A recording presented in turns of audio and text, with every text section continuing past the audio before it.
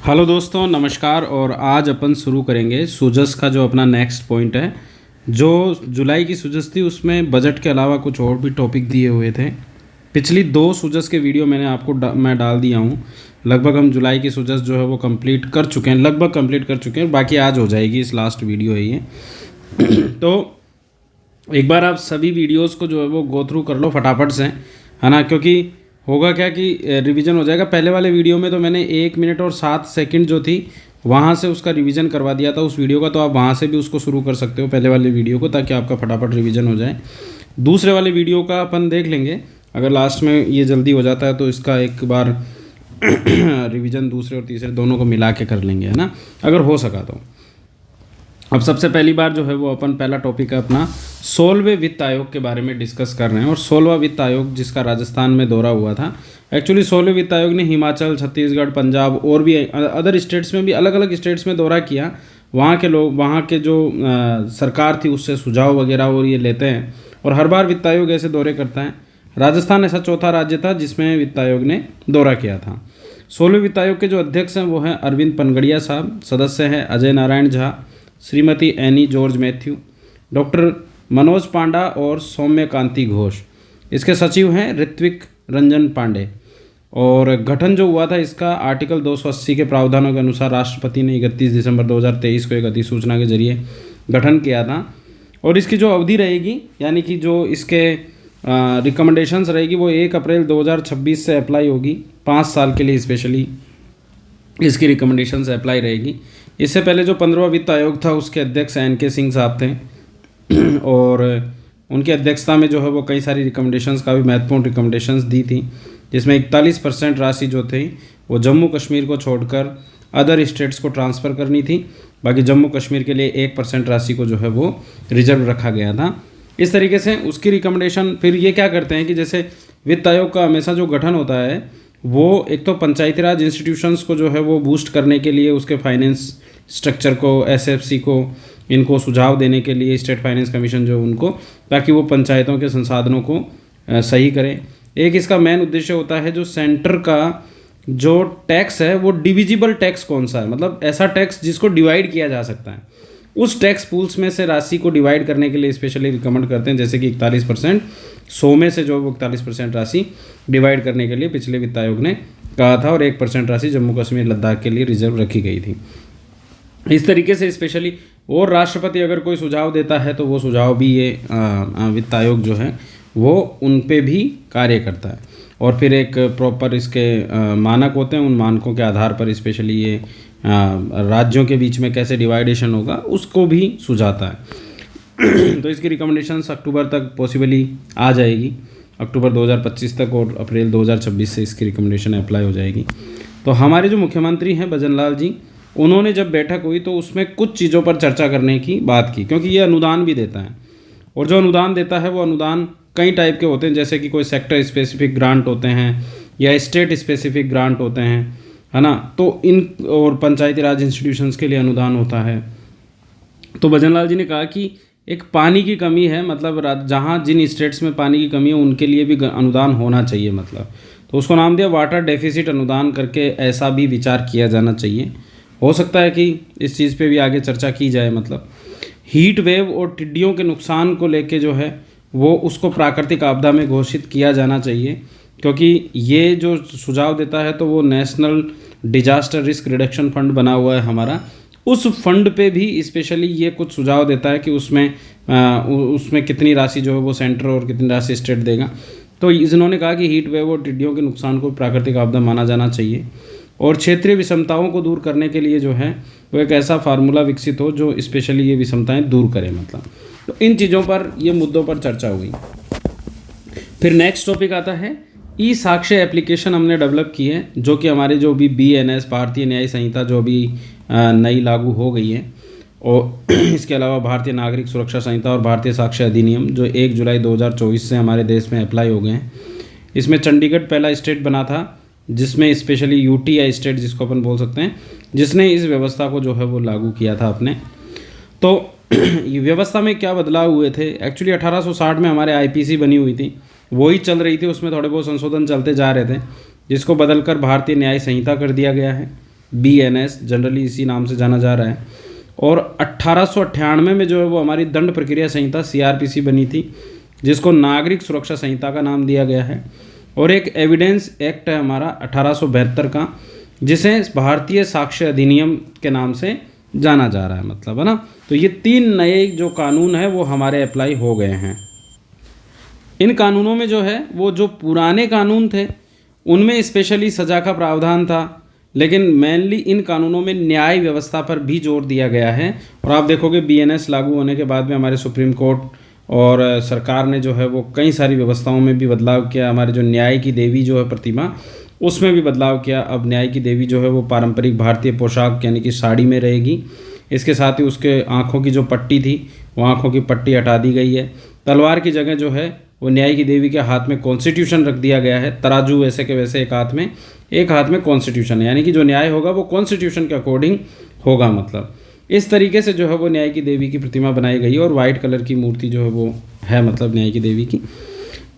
इसी कानून के तहत जो है वो परिवादी को 90 दिन होने पर मुकदमे की प्रगति से पुलिस द्वारा अवगत करवाया जाएगा कि आपकी प्रगति कितनी चल रही है, मुकदमा कौन से स्टेज पे है।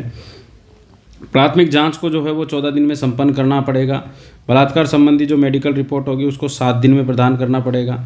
न्यायालय द्वारा जो पहली कार्यवाही होगी वो 60 दिन में, आरोप तय होने पर विचार पूरा होने के 45 दिन में निर्णय करने पड़ेंगे। मतलब ऐसे कई प्रावधान जो वो स्पेशली रखे गए हैं।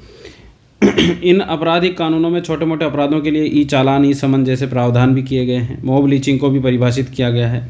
ऑडियो वीडियो रिकॉर्डिंग स्पेशली रखी जाएगी।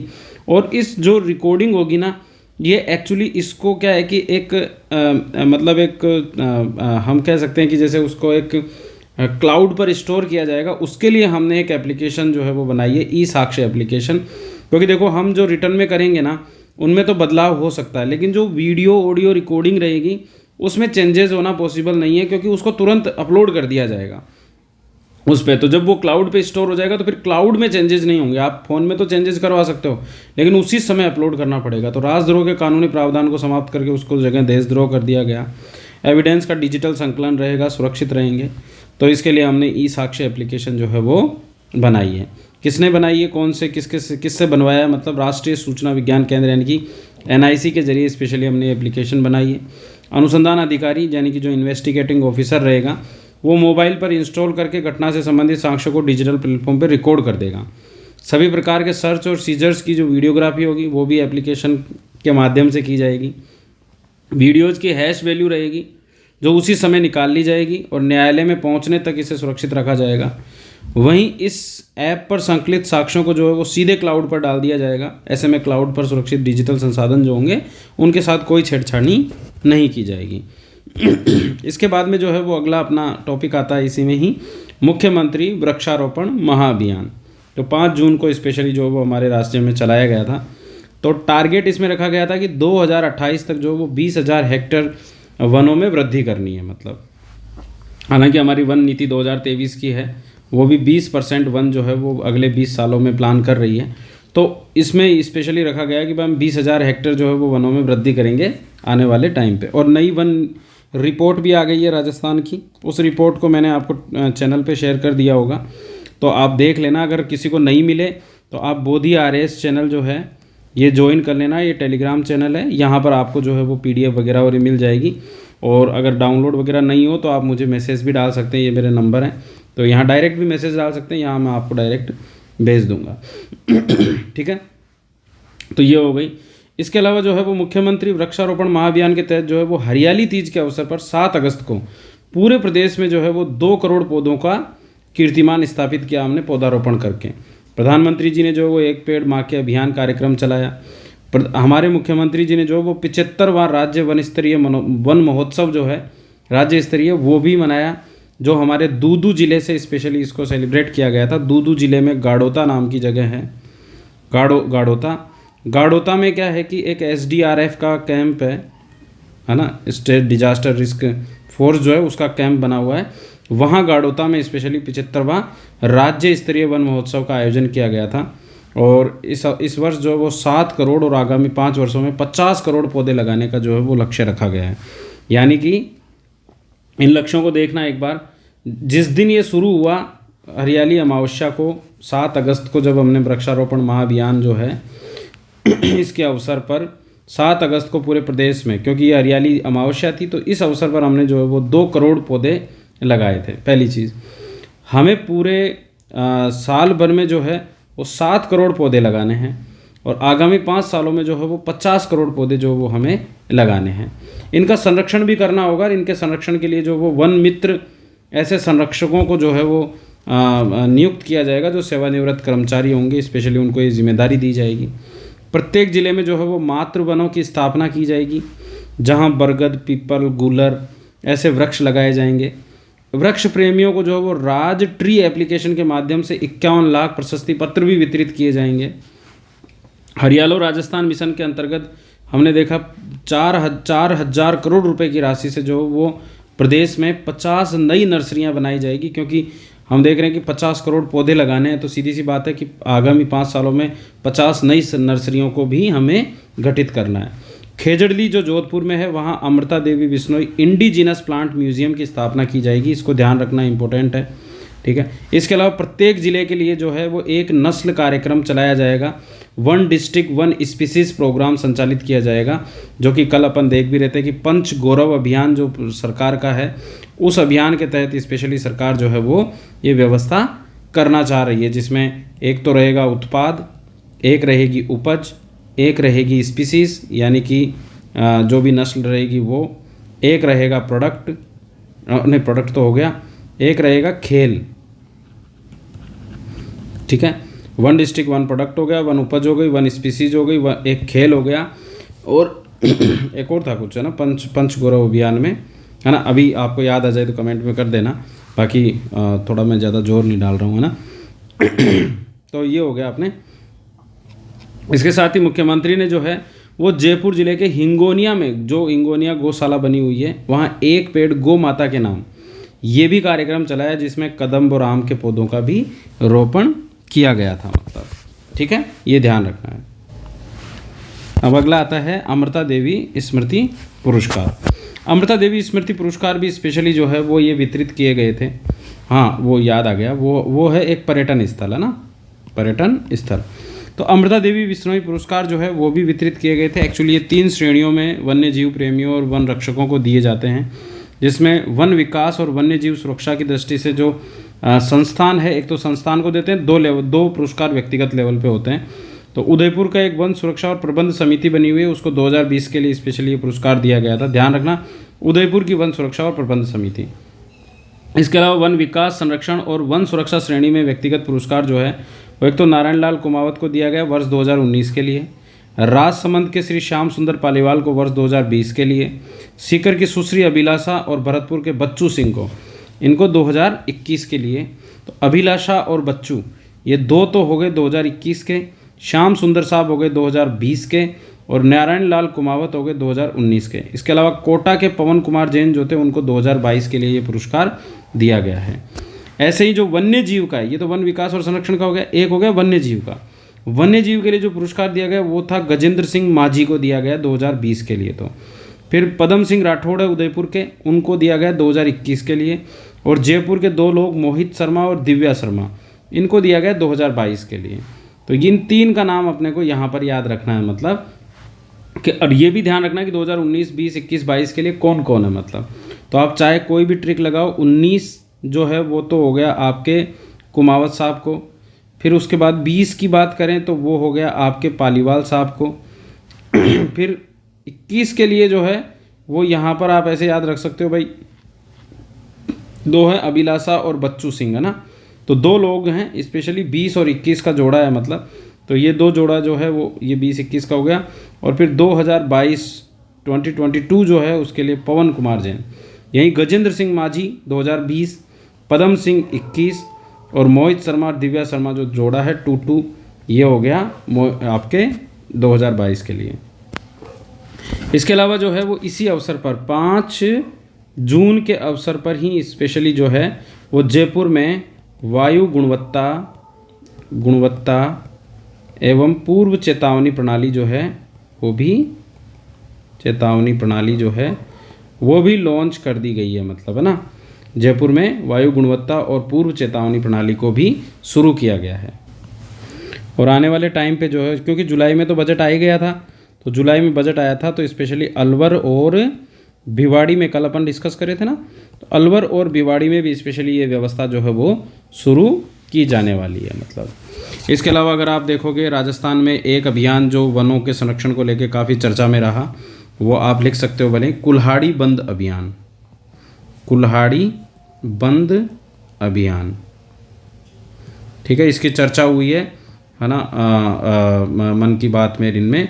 ये रणथंभौर में स्पेशली जो है वो कुल्हाड़ी बंद का मतलब कुल्हाड़ी बंद पंचायत अभियान है, कि उस पंचायत ने पूरा डिसीजन लिया है कि हम पेड़ों पे, हरे पेड़ों को इनको नहीं काटेंगे, मतलब इस चीज़ को लेके, ठीक है। तो ये अपने को ध्यान रखना है। बाकी Guinness book of world record की भी बात है।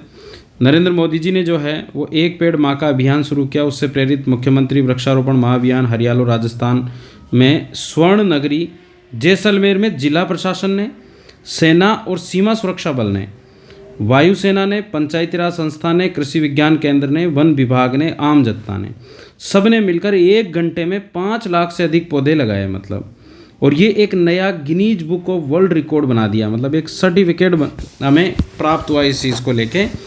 1 घंटे के अंदर 5 लाख पौधे लगाने का जैसलमेर में स्पेशली जिला प्रशासन, सीमा सुरक्षा बल, वायुसेना, पंचायती राज संस्थान और इन सब ने। अच्छा, इसके साथ एक चीज़ और लिख लीजिए आप लोग, ऐसा करो, जो 7 करोड़ पौधे का जो प्लान था ना, क्योंकि हो सकता है मान लो वहाँ से भी आ जाए क्वेश्चन, तो हम उसके लिए भी रेडी रहें।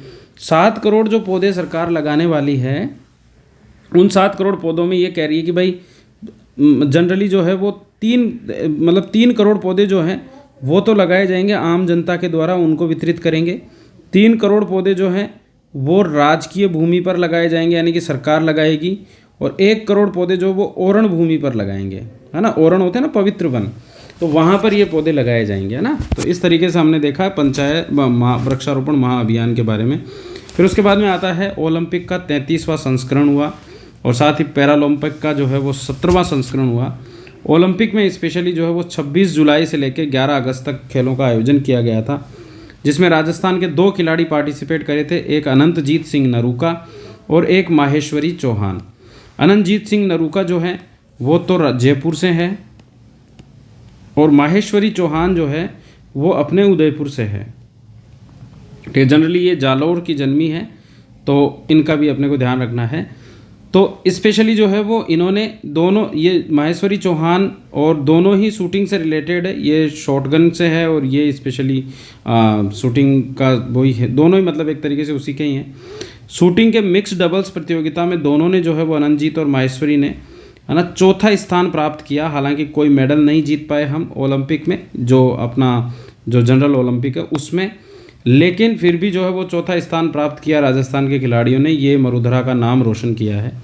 इसके बाद अगर अपन देखें 17वां पैरालंपिक गेम्स की बात करें, तो पेरिस में आयोजित हुए 28 अगस्त से लेकर 8 सितंबर के बीच ये खेल आयोजित किए गए थे। इसमें भारत ने जो है वो 2024 के खेलों में काफ़ी शानदार प्रदर्शन किया है। कुल 29 पदक जो है वो हमने जीते हैं, और अंक तालिका में हमने 18वां स्थान प्राप्त किया है पैरालंपिक खेलों में।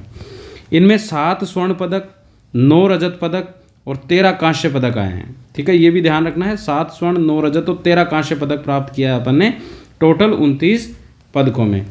इसमें स्पेशली टोक्यो में जब हमने 19 पदक प्राप्त किए थे, उससे भी ज़्यादा हमने इस बार जो है वो पैरालंपिक खेलों में प्राप्त किए हैं। राजस्थान के 9 खिलाड़ी जो है वो पैरालंपिक खेलों में पार्टिसिपेट करे थे, जिनमें स्पेशली अवनी लेखरा, मोना अग्रवाल, निहाल सिंह और रुद्राक्ष खंडेलवाल, ये तो निशानेबाजी में थे। बैडमिंटन में कृष्णा नागर थे। एथलेटिक्स में सुंदर गुर्जर और संदीप चौधरी थे। पैरा रोइंग में अनीता चौधरी, और पैरा तीरंदाजी में श्याम सुंदर स्वामी जो थे ये थे। मतलब अब अपने जो पदक जीतने वाले खिलाड़ी थे वो ये 3 खिलाड़ी हैं इनमें से, और कोई पदक नहीं जीत पाए, लेकिन इन्होंने सबने अच्छा प्रदर्शन किया। पदक जीतने वालों की बात करें तो अवनी लेखरा जो है वो पदक जीती, और पैरालंपिक में 3 मेडल जीतने वाली देश की पहली महिला खिलाड़ी बन गई, है ना, अवनी लेखरा, ये जयपुर से है। इन्होंने स्वर्ण पदक जीता।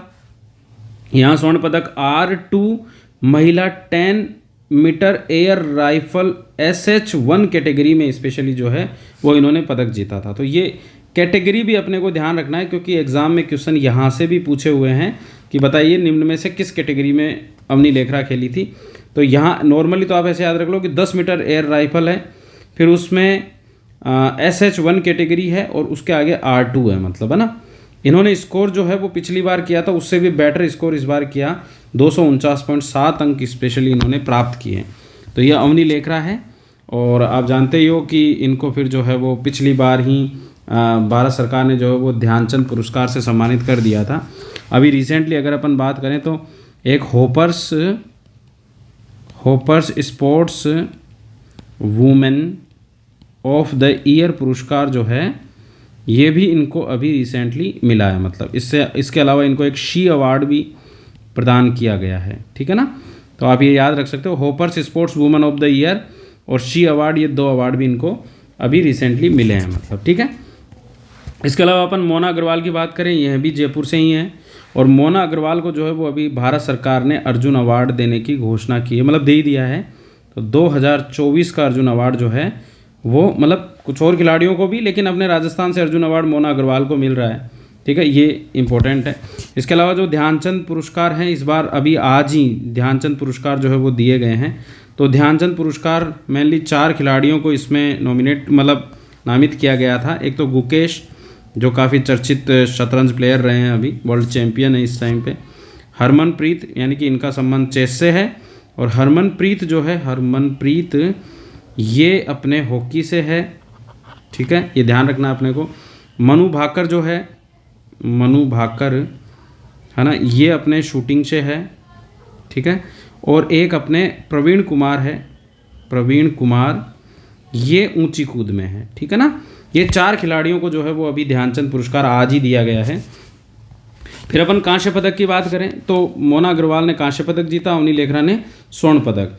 मोना अग्रवाल जिस कैटेगरी में थी वो भी 10 meter air rifle SH1 category में ही कांस्य पदक प्राप्त किया इन्होंने। ये एक ही गेम था जिसमें स्वर्ण तो इन्होंने जीता और कांस्य मोना अग्रवाल ने जीता। और फिर सुंदर गुजर है, ये कांस्य पदक प्राप्त करते हैं जेवलिन थ्रो में। इनकी जो कैटेगरी थी वो F46 कैटेगरी थी, मतलब ठीक है। राजस्थान सरकार देखो लगातार प्रयास कर रही है खेलों को बढ़ावा देने के लिए, और मिशन ओलंपिक 2028 की घोषणा भी सरकार कर चुकी है, जिसमें 50 प्रतिभाशाली युवाओं को जो है वो विश्व स्तरीय प्रशिक्षण और सुविधाएं प्रदान करने वाली है। जयपुर में जो है वो 100 करोड़ की लागत से centre for excellence for sports बनाया जा रहा है। इसके अलावा खिलाड़ियों को विश्व स्तरीय सुविधा देने के लिए खेल नीति 2024 भी सरकार लेकर आ रही है। महाराणा प्रताप खेल विश्वविद्यालय बनाएगी, जहाँ डिग्री डिप्लोमा जैसे कोर्सेज चलेंगे खेल में, और इसके साथ साथ ही जो है वो संभाग स्तर पर कई सारे यूनिवर्सिटीज़ बनाने का सरकार का, यूनिवर्सिटी का कॉलेजेस बनाने का प्लान है। खेल महाविद्यालय संभाग स्तर पर 50-50 करोड़ की लागत से बनाएगी। एक जिला एक खेल योजना भी सरकार लागू कर रही है। पंचगौरव में अपन ने देखा 25 लाख रुपए का दुर्घटना और जीवन बीमा कवरेज सरकार ने घोषणा की है कि वो प्रदान करेगी। इसके अलावा जो है वो खेलो राजस्थान यूथ गेम्स का भी आयोजन सरकार करेगी। फिजिकल हैबिटेशन लैब जो है, रिहेबिलिटेशन लैब जो रहेगी वो जयपुर में स्थापित की जानी है। जयपुर, भरतपुर और उदयपुर में जो है वो बालिकाओं के लिए 25-25 करोड़ की लागत से बालिका खेल आवासीय संस्थानों की स्थापना करना है। सवाई मानसिंह स्टेडियम जयपुर में state of art ultra fitness centre जो है वो स्थापित किया जाना है। इंडोर स्टेडियम्स की घोषणा कर दी, और भी कई सारी चीज़ों की जो है वो सरकार घोषणा कर चुकी है। तो ये अपने को कुछ पॉइंट्स जो है वो ध्यान रखने हैं। इसके अलावा अगला पॉइंट आता है रामगढ़ क्रेटर का। रामगढ़ क्रेटर का एक बिल्कुल स्पेशल वीडियो जो है वो मैंने डाल रखा है इस पर, तो आप लोग जो इसमें ध्यान रखना है, मतलब वो आप देख लेना एक बार, ताकि आपकी काफ़ी समझ जो है वो डेवलप हो जाएगी। इसके अलावा आपने बजट, परिवर्तित बजट तो देख लिया। अगर मैंने कल बात कर रहा था कि मैंने उसकी PDF भी शेयर कर रखी, तो PDF तो शेयर कर ही रखी है। अगर आप वीडियो भी देखना चाहते हैं तो थोड़ा स्क्रॉल डाउन करना है चैनल में, आपको जो है वो परिवर्तित अंतरिम बजट जो है उसका वीडियो भी मिल जाएगा, दिया कुमारी मैडम की, उसमें थंबनेल में फ़ोटो लगी हुई है, तो आपको सीधा सीधा दिख जाएगा वो। अब 12 में रामगढ़ के करीब पार्वती और बारवती हमारे 2 नदियां बह रही हैं। हमारे राजस्थान में 12 जियो हेरिटेज साइट्स की घोषणा की जा चुकी है, जिनमें एक रामगढ़ क्रेटर भी है, और उसको स्पेशली जो है वो भारतीय भू विज्ञान सर्वेक्षण के परामर्श से स्पेशली एक रिकॉग्नाइज्ड क्रेटर का दर्जा भी प्राप्त हो चुका है। अब वो क्या अलग अलग फेजेज में चलता रहता है, इस वजह से अभी अभी रिसेंटली जो है वो सरकार को इसका एक सर्टिफिकेशन और मिला है, तो इसलिए ये सुजस में भी है। बाकी वीडियो 2 साल पुराना है, अगर आप उसमें देखोगे तो मैं यही बात कर रहा होगा उसमें, ठीक है, तो आप उसको भी देख सकते हो। तो अपने रामगढ़ बारा में मांगरोल तहसील के पास में एक तरफ तो पार्वती नदी है और एक तरफ बारबती नदी है, इनके बीच में एक उल्कापिंड गिरने की वजह से एक गड्ढा बना हुआ है। तो जो गड्ढा बना है उसके चारों ओर पहाड़ियाँ बन गई मतलब, ठीक है। तो ऐसे ही 3.5 किलोमीटर व्यास का जो है वो गर्त है, उल्कापिंड के टकराव से बना है।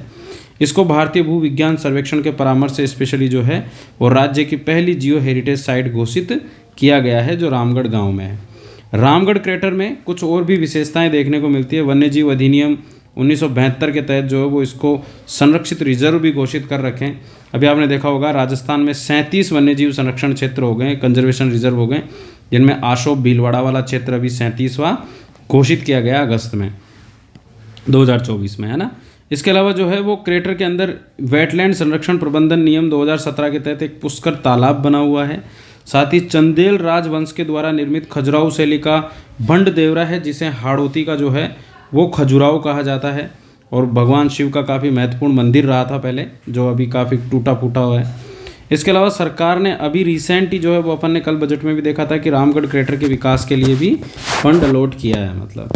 इसके बाद अपन पढ़ते हैं सुजस से सितंबर मंथ की।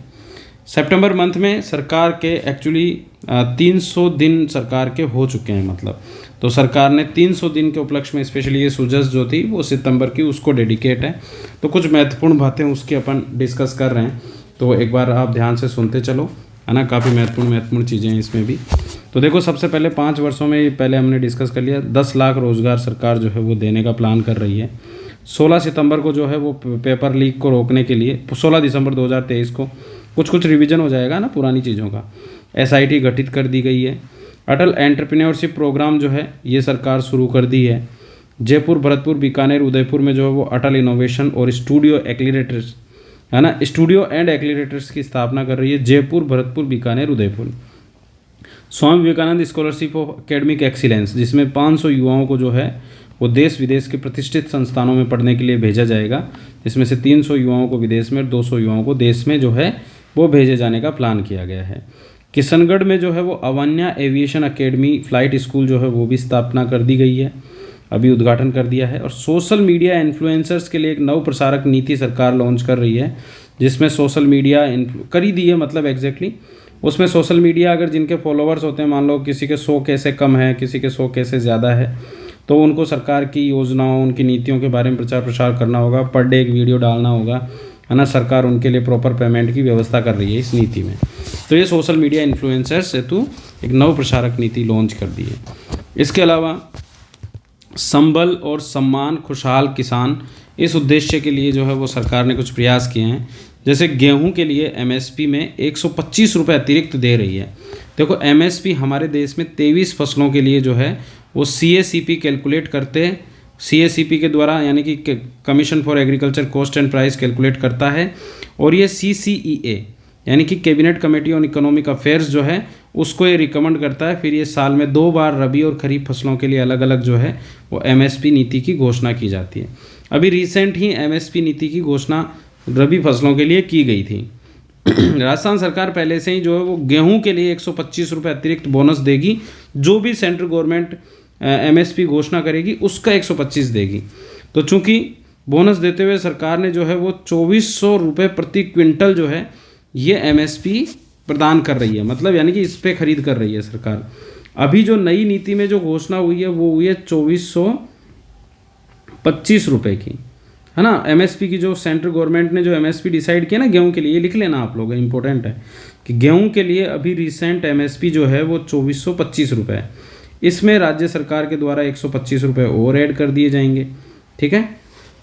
तो ओवरऑल आप देखोगे कि तो लगभग 2550 जो है वो MSP पे अब राज्य सरकार खरीद करेगी, जबकि सेंट्रल गवर्नमेंट 2425 रुपये MSP देगी, 125 राज्य सरकार देगी, है ना। ये इंपॉर्टेंट है पहली चीज़। दूसरी चीज़, किसान सम्मान निधि जो है वो घोषणा की है। सेंट्रल गवर्नमेंट की स्कीम है जिसमें सेंट्रल गवर्नमेंट 6,000 रुपये जो है वो किसान सम्मान निधि प्रोवाइड करवाती है। 3 किस्तों में 2-2 हज़ार रुपये के हिसाब से जो है वो सम्मान निधि देती है, जिसमें राज्य सरकार एक किस्त 2,000 की एक्स्ट्रा और जोड़ रही है, मतलब यानी कि 2,000 रुपये और जोड़ रही है। तो अपने राजस्थान में ये जो प्रधानमंत्री किसान सम्मान निधि है, इसमें मुख्यमंत्री किसान सम्मान निधि में 2,000 रुपये और जुड़ गए एक तरीके से। तो टोटल अब किसानों को 8,000 रुपये किसान सम्मान के रूप में मिलते हैं। अब ये जो 8,000 हैं यानी कि 2,000 एक्स्ट्रा है, ये 2 किस्तों में राज्य सरकार दे रही है। पहली किस्त जो थी, मैं इसको यहाँ से हटा देता हूँ एक बार, है ना। जो पहली किस्त थी राज्य सरकार ने, वो 30 जून को स्पेशली 30 जून 2024 को टोंक की जो कृषि उपज मंडी है वहाँ एक प्रोग्राम आयोजित किया गया था और पहली किस्त 1,000 रुपये की जो है वो सरकार ने किसानों के खाते में डाल दी।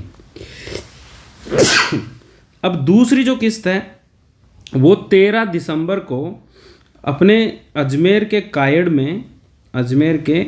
कायड़ में किसान सम्मेलन का आयोजन हुआ था और उस दौरान सरकार ने जो है वो 1,000 रुपये की किस्त और डाल दी। तो ऐसे करके किसान सम्मान निधि की 2,000 की किस्त जो है वो पूरी हो गई, यानी कि 8,000 रुपये किसान ने दे दिए। PKC ERCP की अपन अलग बात करेंगे, अलग टॉपिक है, तो उस पर चर्चा करेंगे। किसानों के लिए, सिंचाई के लिए, इनके लिए ताजेवाला हेडवर्क्स से शेखावटी के 3 जिलों को, चूरू, सीकर और झुंझुनू को जो है वो यमुना का पानी लाने के लिए सरकार ने MOU कर लिया है। देवास तीसरी और चौथी परियोजना के बारे में अपन बाद में डिस्कस करेंगे। हाँ, मैं कहाँ था, वो पृथ्वी आ गया था, इस वजह से थोड़ा पॉज करना पड़ा, है ना। तो देखो, सरकार ने उदयपुर में जो वो देवास तृतीय और चतुर्थ परियोजना की नींव रख दी है, तो इसको भी अपन अलग से, इसका टॉपिक है तो वो भी अपन अलग डिस्कस करेंगे डिटेलली।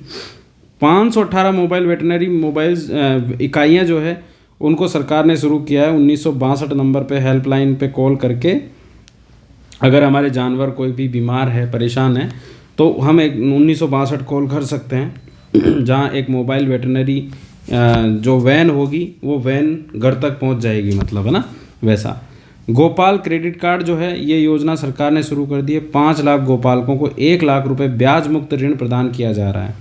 इसके अलावा चीनी और गुड़ पर जो है वो मंडी शुल्क को समाप्त कर दिया गया है और राज्य में लगभग 100 नई पैक्स का गठन भी सरकार को करना है, मतलब, है ना। नई जो पैक्स होती है, प्राइमरी जो कोऑपरेटिव सोसाइटीज़ है वो, है ना, तो उनको पैक्स बोलते। उसके बाद निर्भरता की राह पर शक्ति स्वरूपा, है ना, यानी कि महिलाओं के लिए सरकार ने क्या अनाउंसमेंट किए हैं। तो 1 जनवरी 2024 को स्पेशली सरकार ने अनाउंसमेंट किया था कि हम 450 रुपये में जो है वो गैस सिलेंडर प्रोवाइड करवाएंगे उज्ज्वला की लाभार्थी महिलाएं जो BPL कैटेगरी में हैं। अभी रिसेंटली 1 सितंबर 2024 को ही सरकार ने अनाउंसमेंट किया है कि NFSA के लाभार्थियों को भी जो है वो हम 450 रुपये में रसोई गैस सिलेंडर उपलब्ध कराएंगे। ये योजना है रसोई गैस सिलेंडर सब्सिडी योजना। उसके बाद में आंगनबाड़ी कार्यकर्ता जो हैं उनमें 10% के उनके मानदेय में वृद्धि कर दी गई। लखपति दीदी योजना को 5 लाख के स्थान पर 15 लाख महिलाओं का लक्ष्य रखा गया है। मातृवंदना योजना जो है जिसमें 5,000 रुपये से बढ़ाकर सरकार ने इसे 6500 रुपये कर दिए हैं, क्योंकि 1,500 रुपये हम देंगे, 5,000 सेंट्रल गवर्नमेंट की तरफ से मिलते ही हैं, लेकिन अपन एक्स्ट्रा 1,500 रुपये अपनी स्टेट गवर्नमेंट जो है वो देगी। 6500 रुपये ये हो गया है। साथ ही 1 सितंबर 2024 से ही, तो आप ध्यान रखना, 1 सितंबर से ही तो ये अनाउंसमेंट और 1 सितंबर से ही है। 1 सितंबर 2024 से दिव्यांग गर्भवती महिलाएं जो है उनके लिए 10,000 रुपये सरकार प्रोवाइड करवाएगी 6500 की जगह पर। तो ये भी काफ़ी महत्वपूर्ण अनाउंसमेंट है। अगर आप देखोगे कि पहला जो ये किस्तें जो होगी, 3 किस्तें होगी। आंगनबाड़ी केंद्र पर पंजीकरण और प्रसव पूर्व स्वास्थ्य जाँच करवाने पर सामान्य महिला को 3,000 रुपये पहले मिलेंगे, जबकि दिव्यांग महिला को ये 4,000 मिलेंगे। बच्चे का जन्म हो जाएगा उस दौरान जो है वो 1,500 रुपये सामान्य महिला को, दिव्यांग महिला को 3,000 मिलेंगे। और संपूर्ण टीकाकरण होने पर 14 सप्ताह की आयु तक यहाँ 2,000 और यहाँ 3,000 दिए जाएंगे। ऐसे करके यहाँ तो 6500 हो जाएंगे और यहाँ 10,000 की राशि जो है वो हो जाएगी। इसके अलावा जो है वो एंटी रोमियो स्क्वाड का भी गठन किया गया है। तृतीय श्रेणी शिक्षक भर्ती में 50% जो है वो आरक्षण दिया गया है। साथ ही पुलिस फोर्स में 33% आरक्षण महिलाओं को दिया गया है। लाडली सुरक्षा योजना में जो है वो अपराध का प्रभावी रोकथाम करने के लिए CCTV कैमरे सरकार की तरफ से लगाए गए हैं। इसके अलावा जन्म से ही आर्थिक संबलन प्रदान करने के लिए 1 लाख रुपए का सेविंग बॉन्ड सरकार कर रही है। वृद्धावस्था पेंशन, विधवा पेंशन, एकल नारी पेंशन, परित्यक्ता, विशेष योग्यजन, लघु सीमांत वृद्धजन कृषक पेंशन, इनमें सब में पेंशन राशि 1150 रुपये कर दिया गया है, जो कि अपन ने पिछले वीडियो में भी डिस्कस किया था। भाई 1000 बेस होती है ना, तो 1000 पे 15% का ग्रोथ कर दी सरकार, तो 1150 रुपये जो है वो ये कर दी गई है, मतलब, है ना। इसके अलावा आप अगर लिखना चाहो तो एक और एक एक्स्ट्रा चीज़ लिख सकते हो, जो इसमें तो नहीं है पर आप लिख सकते हो उसको, है ना। लाडो योजना, लाडो प्रोत्साहन योजना, है ना, लाडो प्रोत्साहन योजना। एक्चुअली योजना में कुछ ज़्यादा वो नहीं है, पर कुछ फैक्ट्स अपने को ध्यान रखने हैं। जैसे एक तो ये योजना चली थी 1 अगस्त से, जैसे 1 सितंबर से हो रहा है ना ऊपर, तो ये 1 अगस्त 2024 से लाडो प्रोत्साहन योजना चलाई गई। इस योजना के तहत जो है वो 7 किस्तें, जो पहले राजश्री योजना होती थी ना, तो उस राजश्री योजना की जगह ये योजना चल रही है लाडो प्रोत्साहन योजना, जिसमें पहले 6 किस्तें थी, अब ये 7 किस्तें हो गई है। किस्तें वैसे की वैसे ही है, बस लास्ट किस्त जो है वो स्नातक करने पर, यानी कि ग्रेजुएशन पूरी हो जाएगी, तो ग्रेजुएशन पूरी होने पर स्पेशली 50,000 रुपये, क्योंकि उसमें 50,000 दिए जाते थे, तो इसमें 50,000 ये एक्स्ट्रा जुड़ गए। ग्रेजुएशन पूरी होते ही लड़की के खाते में 50,000 रुपये ट्रांसफ़र हो जाएंगे। 6 किस्तों की राशि तो माता पिता के खाते में जाएगी, 7वीं किस्त सीधे लड़की के खाते में जाएगी, मतलब, ठीक है। तो ये राजश्री योजना की जगह स्पेशली जो है वो ये योजना शुरू की गई है, ठीक है, ये ध्यान रखना आपने को। उसके बाद में ऊर्जा में सिरमौर सरप्लस की ओर, यानी कि ऊर्जा क्षेत्र के लेवल पर अपन क्या कर रहे हैं उस पर बात करेंगे। तो बीकानेर जिले में 2450 मेगावाट के 3 सोलर पार्क्स की स्थापना की जा चुकी है। इसके साथ ही फलोदी जिले में 500 मेगावाट के एक सोलर प्रोजेक्ट की स्थापना के लिए एनटीपीसी के साथ में समझौता किया जा चुका है, ठीक है। अब भूमि आवंटन वगैरह और इनकी सबकी मंजूरी दे दी गई है। बीकानेर जिले में जो सोलर पार्क है वो 1,000 मेगावाट के तो 2 हो गए, और एक 450 का, जो अपन बात कर रहे थे ना 2450 मेगावाट की, जिसमें 1,000 मेगावाट के तो 2 अलग अलग है और 450 मेगावाट का एक अलग है। ये कहाँ कहाँ स्थापित होंगे, तो पूगल तहसील का ग्राम सूरासर जो है वहाँ तो 1,000 मेगावाट का स्थापित होगा। ग्राम भणावत्ता वाला जो है वहाँ पर 1,000 मेगावाट का होगा, और छतरगढ़ तहसील का ग्राम सरदारपुरा है वहाँ पर 450 मेगावाट का ये प्लान, ये जो पार्क होगा वो स्थापित होगा। तो देखो सूरासर, भणावता वाला और सरदारपुरा, ये 3 जगह है जहाँ पर 1,000 के शुरुआत के दोनों में, और सरदारपुरा में 450, टोटल 2,450। ये कंपनी है Rajasthan solar park development limited. ये कंपनी को स्पेशली सरकार ने 4,780 हेक्टेयर का जो है वो भूमि आवंटन कर दी है, मतलब, ठीक है। तो ये ध्यान रखना आपने को, है ना। 1 मिनट बेटा, आज थोड़ा उसकी कुछ क्यूरीज थी जो वो करने के लिए आ रहा है बार बार। अब बीकानेर में विकसित 300 मेगावाट का जो एनटीपीसी ग्रीन एनर्जी लिमिटेड है वो नोखरा सोलर पीवी परियोजना यहाँ पर स्थापित कर रही है।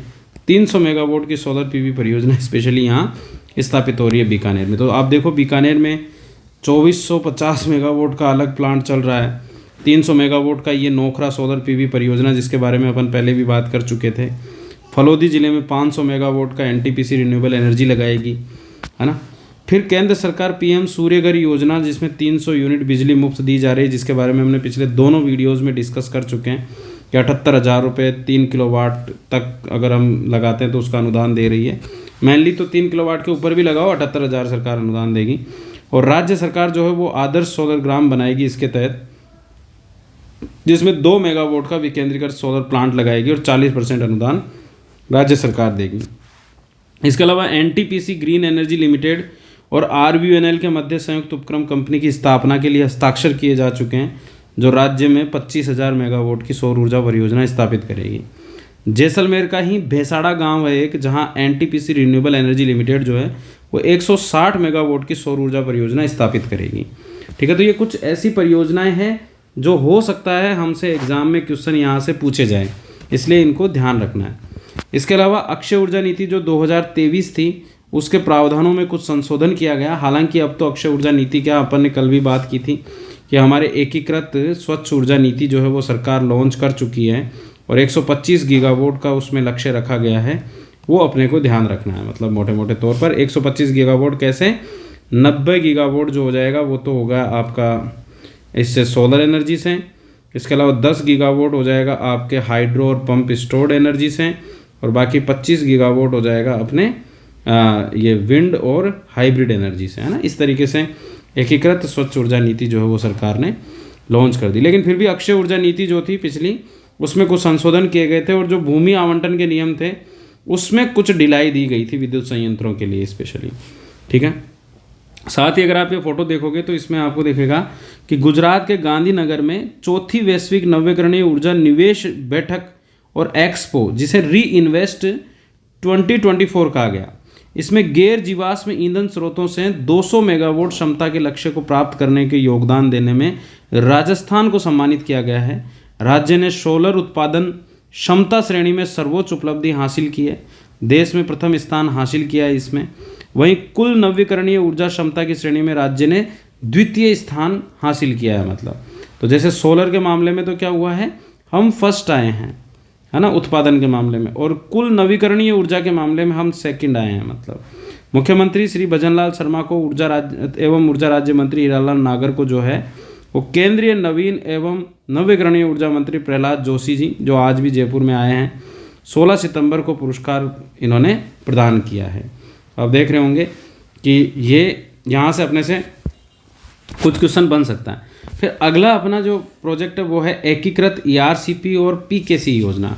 देखो अभी रिसेंटली फिर से ये चर्चा में आई, क्योंकि पूरे साल भर से चर्चा में थी, लेकिन 17 दिसंबर को PM मोदी जो है वो अपने जयपुर पहुँचे, और जयपुर में दादिया नाम का एक गांव है, दादिया पड़ता है सांगानेर वाटिका के पास में।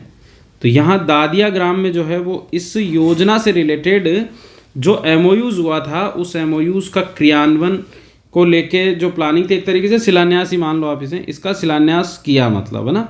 तो 17 दिसंबर को स्पेशली ये प्रोग्राम हुआ था। मतलब ERCP PKC योजना जो है वो exactly eastern Rajasthan canal project और पार्वती कालीसिंध चंबल योजना है, जो अपने देश में 30 नदियों को जोड़ने के लिंक व्यवस्था की जा रही है। मतलब है ना, हिमालयन और साउदर्न जो नदियां हैं उनको जोड़ा जाएगा स्पेशली। तो उनको जोड़ने के लिए 30 लिंकेज बनाए जाएंगे, प्रॉपर 16 टोटल नदियां जुड़ेगी, 30 लिंकेज बनेंगे। उनमें ये सरकार प्लान कर रही है कि भाई हम जो है वो मतलब राजस्थान की भी PKC एक इसमें शामिल है, मतलब है ना। तो PKC में क्या है कि अंतर बेसिन जल अंतरण परियोजना है, यानी कि एक नदी का पानी जो है वो दूसरी नदियों में ट्रांसफ़र करना है। मतलब तो यहाँ जैसे काली सिंध, पार्वती, मेज, चंबल, इनका पानी जो है वो कम पानी वाली जो उपबेसिन से, जैसे बनास, गंभीरी, बाणगंगा, चाकण, पार्वती, इनमें ट्रांसफ़र किया जाएगा।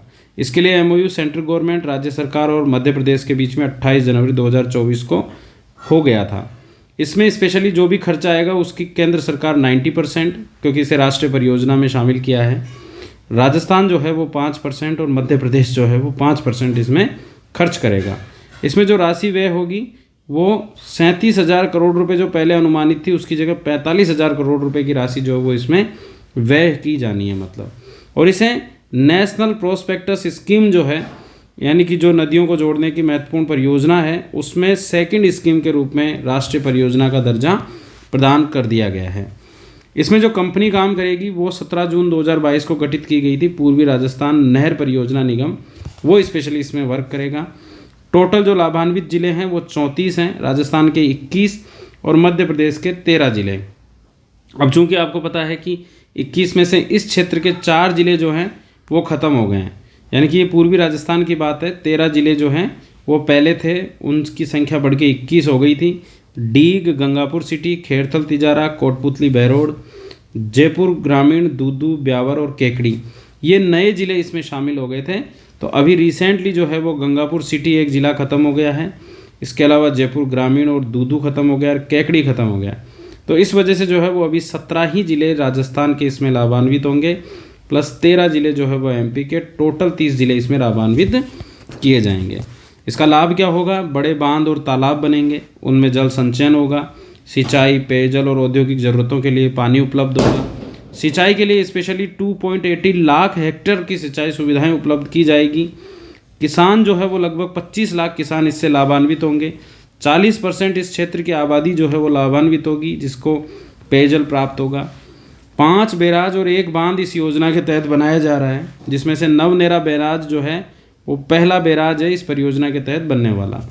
इसके तहत जो बांध बन रहा है वो डूंगरी बांध है, जो बनास नदी पर खंडार तहसील सवाई माधोपुर में बनाया जा रहा है। राठौड़ बैराज है वो बनास नदी पर चौथ का बरवाड़ा सवाई माधोपुर में है, तो ये 2 तो सवाई माधोपुर में हो गए। नवनेरा बैराज काली सिंध नदी बड़ौद तहसील, बड़ौद जो पंचायत है वहाँ दिगोद तहसील कोटा में स्पेशली ये बनाया जा रहा है, और सबसे ज़्यादा भराव क्षमता वाला बांध भी यही है। मेज बैराज जो है वो मेज नदी पे बनाया जा रहा है, इंदरगढ़ में, बूंदी में। रामगढ़ बैराज कूल नदी पर बन रहा है, किशनगंज बारा में। और महलपुर बैराज पार्वती नदी पर बन रहा है, मांगरोल बारा में। ठीक है, तो ये अपने को कुछ चीज़ें जो है वो ध्यान रखनी है, भाई कौन सी चीज़ कौन सी नदी पर बन रही है। तो महलपुर पार्वती पर बन रहा है मांगरोल में, महलपुर मांगरोल पार्वती। ठीक है, रामगढ़ कूल नदी पर किशनगंज में। तो किशन जी जो है अपने भगवान श्री कृष्ण बड़े कूल हैं, और राम भी कूल ही हैं, मतलब तो कूल तो इससे हो गया। मेज पर हो ही रहा है, और मेज नदी बूंदी इंदरगढ़ में बन रहा है। नवनेरा काली में, और ये पहला बांध बन रहा है। राठौड़ और डूंगरी जो है वो ये बनास पे बन रहे हैं, मतलब ठीक है। तो ये अपने को ध्यान रखना है, इंपॉर्टेंट पॉइंट है। इसके बाद अगर अपन बताएं, ताजेवाला हेड से यमुना का पानी ट्रांसफ़र करने का जो है वो पूरा समझौता हो चुका है। MOU इस पर 17 फरवरी 2024 को सिग्नेचर कर दिए गए हैं। गवर्नमेंट ऑफ राजस्थान, हरियाणा और गवर्नमेंट ऑफ इंडिया, इन तीनों ने स्पेशली साइन किए हैं, जैसे MP उसमें था। एक्चुअली ये था कि 1994 में समझौता हुआ था, जिसमें यमुना का पानी राजस्थान को मिलना था, लेकिन प्रॉपर व्यवस्था नहीं होने की वजह से अपने को कोई पानी आवंटित नहीं हो पा रहा था। अब अपन पूरा जितना आवंटित पानी है वो हम प्राप्त कर सकें, इसके लिए ये MOU किया है। ताजेवाला हेड जो है हरियाणा में, वहाँ से अपने को जो वो पानी अलॉट किया जाएगा। यहाँ ताजेवाला हेड से यमुना का पानी राजस्थान को मिल जाएगा। 4 भूमिगत पाइपलाइंस जो वो इसके लिए बिछाई जाएगी, जिसमें 3 पाइपलाइंस के माध्यम से राज्य के 4 जिले, अब तो खैर 3 ही हो गए, नीम का थाना हट गया, तो 3 जिलों को इसमें पानी प्राप्त होगा।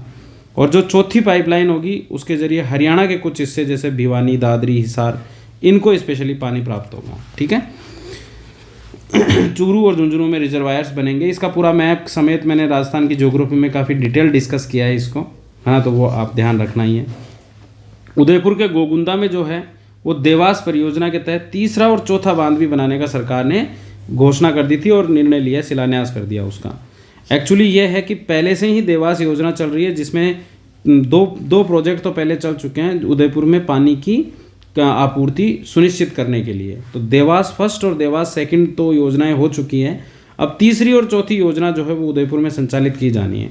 तो एक्चुअली ये है कि देखो, उदयपुर में पिछोला लेक बीच में है और यहाँ से पानी की सप्लाई होती है पिछोला से, तो पिछोला को पानी प्रॉपर मिलता रहे, इसके लिए सबसे पहले देवास फर्स्ट योजना चलाई गई थी, जिसमें एक डैम बनाया गया था, गोराना डैम, और उस गोराना डैम के माध्यम से जो है वो पिछोला लेक को पानी प्रोवाइड करवाया गया।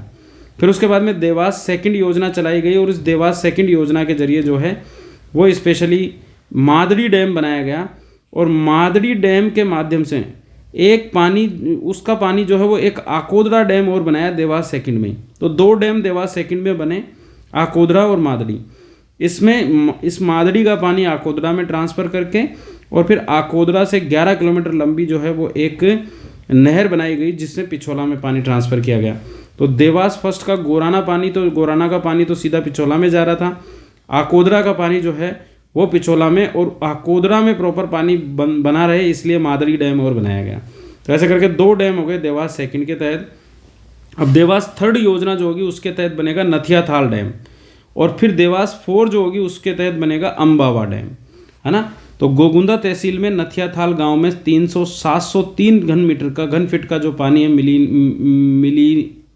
मिलियन घन फीट का जो पानी होगा वो देवास 3 के तहत निर्माण किया जाएगा नथियाथाल गांव में, नथियाथाल डैम। और इससे 11.4 किलोमीटर लंबी एक सुरंग बनेगी, स्पेशली इस नथियाथाल से 11.4 किलोमीटर लंबी सुरंग बनेगी, जिससे पानी आकोदरा में आ जाएगा, और आकोदरा बांध से जो है वो पिछोला में पानी ट्रांसफ़र हो जाएगा। तो नथियाथाल का पानी आकोदरा में और अम्बावा का पानी नथियाथाल में। ऐसे देवास 4th है जो गोगुंदा तहसील के अम्बावा गाँव में बनेगी, जिसमें 390 मिलियन घन फीट की क्षमता का देवास 4th बनाया जाएगा। इससे 4.3 किलोमीटर लंबी सुरंग जो है वो देवास 3 से जुड़ेगी, मतलब, है ना। तो ये पूरा मैप ज्योग्राफी की क्लास में प्रॉपरली बना कर अच्छे से समझाया हुआ है। तो आप क्लासेस देखोगे, आपने देख रखा है तो वैसे ही वो रिवीजन हो गया होगा। उसके बाद जो है वो सरकार ने पहला सुख उत्तम स्वास्थ्य सुलभ उपचार नाम से स्पेशली लिखा है। तो इसमें कुछ अनाउंसमेंट सरकार करेगी, जैसे एक तो हमने माँ वाउचर योजना शुरू कर दी है और इसमें निःशुल्क सोनोग्राफी की सुविधा दे दी है। 17 सितंबर से ये योजना पूरे राज्य में संचालित की जा रही है। इसके बारे में पहले भी अपन डिस्कस कर चुके हैं। गर्भवती महिलाओं को 1161 निजी पंजीकृत जो सोनोग्राफी केंद्र है वहाँ निःशुल्क सोनोग्राफी सुविधाएं मिल रही है। योजना पे सरकार जो 10 करोड़ रुपए का प्रावधान प्रति वर्ष के लिए कर रही है। इसके अलावा चिकित्सा विभाग के 3 अभियानों को भी शुरू किया है। 3 अभियान ये है कि एक तो पोलियो दिवस के अवसर पर 5 वर्ष तक के बच्चों को पल्स पोलियो खुराक पिलाई जा रही है, इसके लिए राष्ट्रीय पल्स पोलियो अभियान शुरू किया। एक स्टॉप डायरिया अभियान 2024 शुरू किया। एक्चुअली स्टॉप डायरिया अभियान के तहत जो है वो ORS की जो पैकेट्स हैं, ORS पैकेट्स और साथ ही जिंक की गोलियां जो है वो वितरित की जा रही है और ये 1 जुलाई से लेके और 31 अगस्त तक स्पेशली ये अभियान चलाया गया था, मतलब है ना, स्टॉप डायरिया अभियान। और आयुष्मान भारत डिजिटल मिशन के तहत जो वो आभा ID कार्ड बनाए गए हैं, जो भी हमने पहले डिस्कस कर लिया था आयुष्मान भारत वाला, है ना। आभा ID कार्ड एक्चुअली हमारी एक डिजिटल स्वास्थ्य पहचान रहेगी, हमारा पूरा हिस्ट्री रहेगी इसमें, ठीक है। हिंदी दिवस के अवसर पर जो है वो हिंदी माध्यम में चिकित्सा प्रारंभ की जा सके, इसको लेके मारवाड़ मेडिकल यूनिवर्सिटी से संबंध doctor Sampurnanand medical college Jodhpur और बाड़मेर मेडिकल कॉलेज में ये सुविधा प्रारंभ की जाएगी। तो ये अपन ने कल भी डिस्कस किया था कि जोधपुर और बाड़मेर में स्पेशली हिंदी माध्यम में पढ़ाई करवाई जाएगी, ठीक है। फिर भक्ति की भावना से प्रदेश में खुशहाली, यानी कि ये कुछ रिलीजियस टाइप का है इसमें अयोध्या के लिए बस सेवा शुरू की सरकार ने। 7 संभाग मुख्यालयों जयपुर, भरतपुर, वो सारे संभाग मुख्यालय, वहाँ पर रोडवेज बस सेवा अयोध्या के लिए शुरू की थी। इसके अलावा 1 फरवरी को हवाई सेवा भी शुरू की। वरिष्ठ नागरिक तीर्थ यात्रा में अयोध्या के दर्शनों को भी शामिल किया जा चुका है। अयोध्या के लिए आस्था ट्रेन शुरू कर दी है सरकार। इसके अलावा राज्य सरकार जो है वो राजस्थान और मध्य प्रदेश के कुछ यहाँ से कृष्ण गमन पथ बना रही है। मतलब कृष्ण गमन पथ के तहत स्पेशली जो है वो हमारे 7 मंदिरों को जोड़े जाने का सरकार ने प्लान किया है। ये एक्चुअली मथुरा से लेके और संदीपनी आश्रम तक के जो है वो ये मतलब एक पूरा एक पर्यटन के दृष्टिकोण से स्पेशली एक कॉरिडोर मान लो आप इसे, ये बनाया जाएगा। अब इस कृष्ण गमन पथ के तहत जो है वो अपने ये मान के चलो लगभग 7 मंदिर हैं अपने राजस्थान के। 7 मंदिरों में जैसे एक मंदिर है गोकुल चंद्र जी का, है ना, वैसे तो आपको क्लास में करवाया हुआ एक और रिव्यू में गोकुल चंद्र जी का। तो गोकुल चंद्र जी का तो पड़ता है कामा में, तो इन मंदिरों का नाम जरूर याद रखना। एक है मदन मोहन जी का, ठीक है, मदन मोहन जी 2 जगह है, एक तो हो गया अपने यहाँ का कामाडीक का, है ना, और एक मदन मोहन जी हो गए करौली वाले। तो ये 2 मंदिर हो गए मदन मोहन जी के। इसके अलावा एक बांके बिहारी का जो भरतपुर में है, बांके बिहारी का मंदिर है भरतपुर में। इसके अलावा एक 4 भुजा का मंदिर है जो बूंदी में है। एक मथुराधीश जी और द्वारिकाधीश 2 मंदिर आड़ोती में है। एक मथुराधीश तो हो गया कोटा में और झालावाड़ में हो गया स्पेशली द्वारिकाधीश जी का मंदिर, है ना। तो ऐसे करके टोटल 7 मंदिरों को जो है वो इसमें बनाया जाएगा। साथ ही 5 जिलों में 6 औद्योगिक क्षेत्रों में श्री राम जानकी औद्योगिक क्षेत्र जो है वो क्रियाशील किए जा चुके हैं। जैसे जयपुर का हरिपुरा, बीकानेर का सत्तासर, सवाई माधोपुर का जतलाव और बलारिया, बाड़मेर का रामसर और नागौर का राजास। यहाँ पर स्पेशली राम जानकी औद्योगिक क्षेत्र जो है वो क्रियान्वित किए जा चुके हैं, ठीक है ना। तो हरिपुरा, सत्तासर, जतलाव, बलारिया, रामसर और राजास। रामसर बाड़मेर में है, नागौर का राजास है, सवाई माधोपुर का जतलाव और बलारिया है और बीकानेर का सत्तासर है। तो 5 जिलों में 6 हो गए ना, सवाई माधोपुर में जतलाव और बलारिया 2 हो गए, बीकानेर का सत्तासर, है ना। इसके अलावा एक राम जानकी आवासीय योजना भी चलाई जा रही है जो भिवाड़ी में स्थापित बन रही है। मतलब 208 भूखंडों का आवंटन इसमें किया गया है। इसके साथ ही कुछ और बचा कुचा जो है वो मैंने लास्ट में मेंशन कर दिया। जैसे कक्षा 1 से 8वीं तक सभी विद्यार्थियों को और कक्षा 9 से 12 तक छात्राओं को जो है वो स्कूली बैग, किताबें और यूनिफॉर्म प्रति विद्यार्थी 1000 रुपये इसमें दिए जाएंगे। मतलब तो यहाँ इंपॉर्टेंट बात ये होगी कि जो पहले यूनिफॉर्म के लिए जो यूनिफॉर्म योजना चलाई गई थी ना, अब वो योजना वैसे नहीं चल रही है। अब उसमें ये हो गया कि भाई 1000 रुपये हम आपको दे देंगे। तो 1 से 8 तक के तो सभी छात्रों के लिए हो गया और 9 से 12 की केवल छात्राओं के लिए ये योजना होगी। इसके अलावा अल्प आय वर्ग, लघु सीमांत, बटाईदार किसान, खेतिहर मजदूर, ये सब हैं। तो इन सब के विद्यार्थियों के लिए भी केजी से पीजी तक निःशुल्क शिक्षा की व्यवस्था की गई है। इसके साथ ही औद्योगिक नगरी कोटा में ग्रीनफील्ड एयरपोर्ट जो शंभूपुरा में बन रहा है, किशनगढ़ और हमीरगढ़ भीलवाड़ा में फ्लाइट ट्रेनिंग जो किशनगढ़ में उद्घाटन कर ही दिया है सरकार ने। फिर उसके बाद में आता है अगला rising Rajasthan global investment summit 2024, जो काफ़ी महत्वपूर्ण समिट रहा है और यहाँ से रिलेटेड जो है वो अपने एग्जाम में क्वेश्चन आने के चांसेस भी हैं पूरे। इस राइजिंग राजस्थान की जो थीम है वो है रीप्लेट, रेस्पॉन्सिबल और रेडी। सबसे पहला क्वेश्चन तो यहीं से बन सकता है। दूसरा ये है कि क्यों किया गया ये समिट। तो ये 5 वर्षों में राजस्थान का लक्ष्य है, अपने बजट का भी लक्ष्य था। एक पहला लक्ष्य 350 बिलियन अमेरिकी डॉलर की जो हमारी अर्थव्यवस्था बनानी है हमें। कब हुआ? 9, 10 और 11 दिसंबर को JECC यानी कि जयपुर एग्जीबिशन कम कन्वेंशन सेंटर जो है उस सीतापुरा में स्पेशली ये समिट आयोजित किया गया था। थीम रखी गई थी रिप्लेट, रेस्पॉन्सिबल और रेडी। किसके द्वारा किया गया? उद्योग विभाग, ब्यूरो ऑफ इन्वेस्टमेंट प्रमोशन यानी कि BIP और रिको के द्वारा स्पेशली जो है वो इसका आयोजन किया गया। हालांकि इसमें राजस्थान फाउंडेशन जो है वो भी इसका एक नोडल के रूप में, हालांकि नोडल BIP है लेकिन एक ऑफिस नोडल जो है वो इसको भी बनाया गया है। जो समिट इंडस्ट्री पार्टनर जो है वो confederation of Indian industry CII है। कंट्री जो पार्टनर कंट्रीज जो है वो 17 है, प्रतिभागी देश 32 हैं और पार्टनर कंट्रीज 17 है। ध्यान रखना है इसका भी, है ना, कि 17 पार्टनर कंट्री और प्रतिभागी देश जो है वो 32 बनाए गए, 32 हैं इसमें, है ना, शामिल होने वाले देश।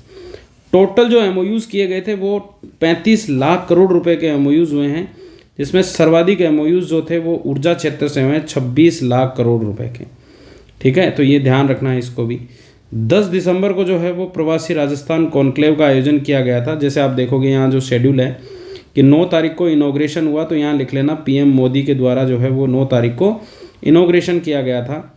10 दिसंबर को प्रवासी राजस्थानी कॉन्क्लेव का आयोजन किया गया और इसी दिन स्पेशली प्रवासी राजस्थानी दिवस जो है वो मनाए जाने की घोषणा की गई थी। मतलब कोई कॉल आ गया था इसलिए थोड़ा पॉज करा मैं। हाँ, तो मैं क्या कह रहा था, प्रवासी राजस्थानी कॉन्क्लेव का आयोजन हुआ और इस दिन प्रवासी राजस्थान दिवस जो है।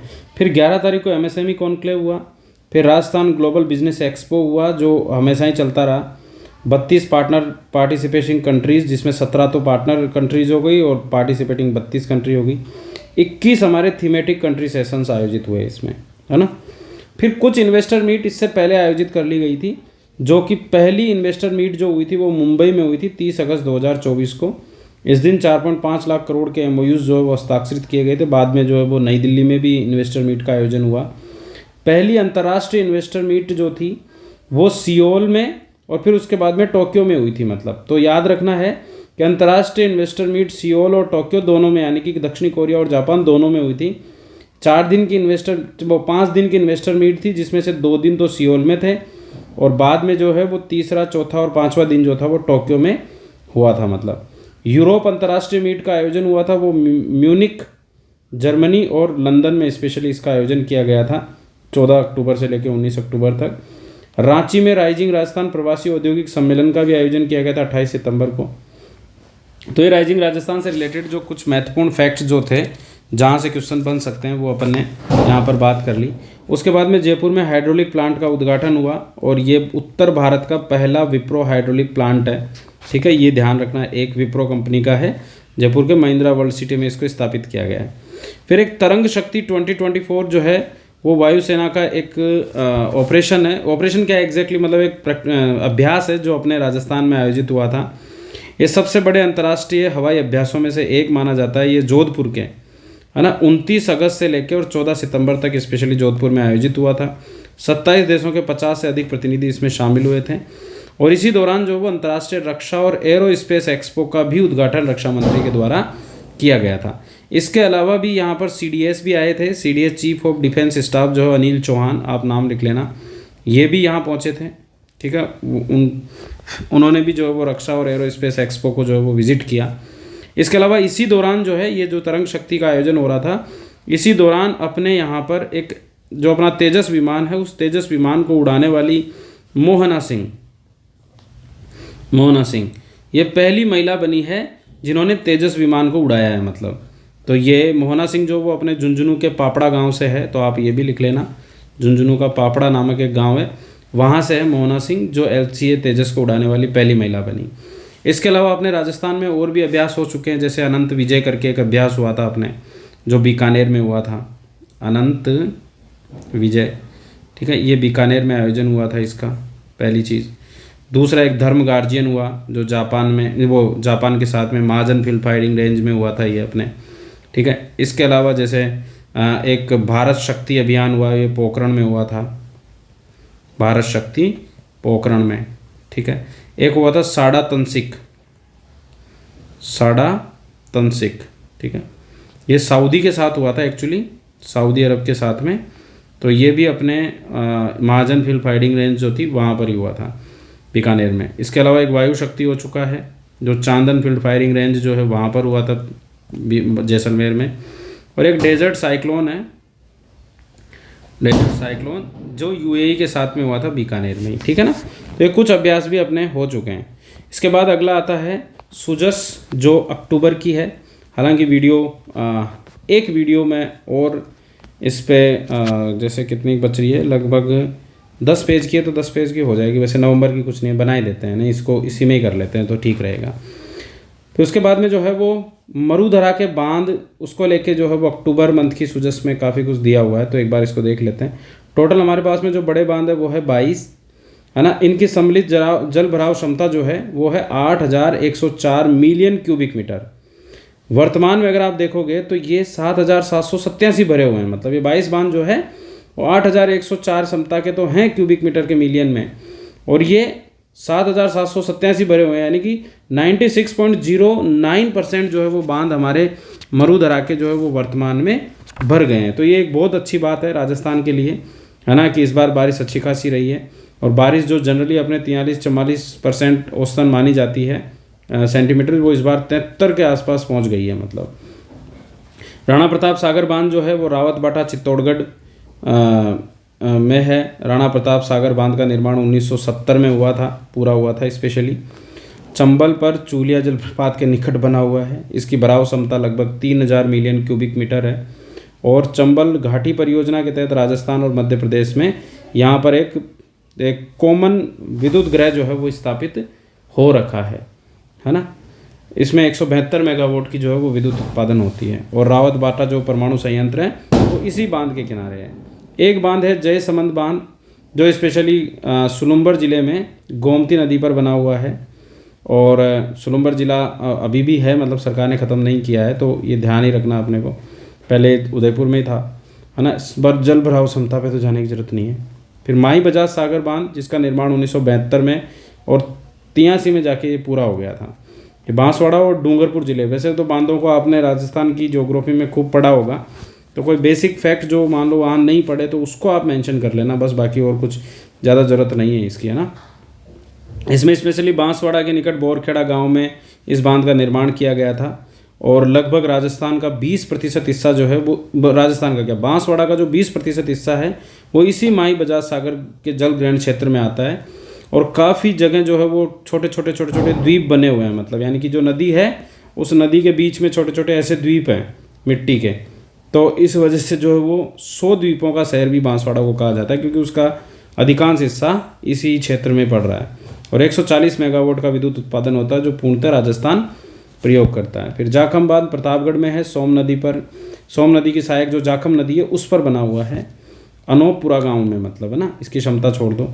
कोटा बैराज जो है वो कोटा में बना हुआ है। चंबल नदी पर 1954 में चंबल घाटी परियोजना के तहत 4 बांध बनाए गए थे, तो जिसमें एक तो गांधी सागर, एक राणा प्रताप, एक कोटा बैराज और एक जवार सागर, इस तरीके से डैम बने हुए हैं। तो पहला, दूसरा, तीसरा, चौथा, पहला गांधी सागर, दूसरा राणा प्रताप, तीसरा जवार सागर, चौथा चंबल, हाँ भाई ये कोटा बैराज है ना। तो कोटा बैराज स्पेशली जो है वो अपने यहाँ बना हुआ है। इससे 2 नहरें निकल रही है, एक दाई नहर और एक बाई नहर करके।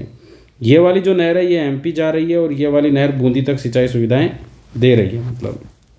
तो जो इसकी दाई नहर है, ये वाली नहर है ना, ये राजस्थान और मध्य प्रदेश के बीच में संयुक्त रूप से प्रयोग की जाती है।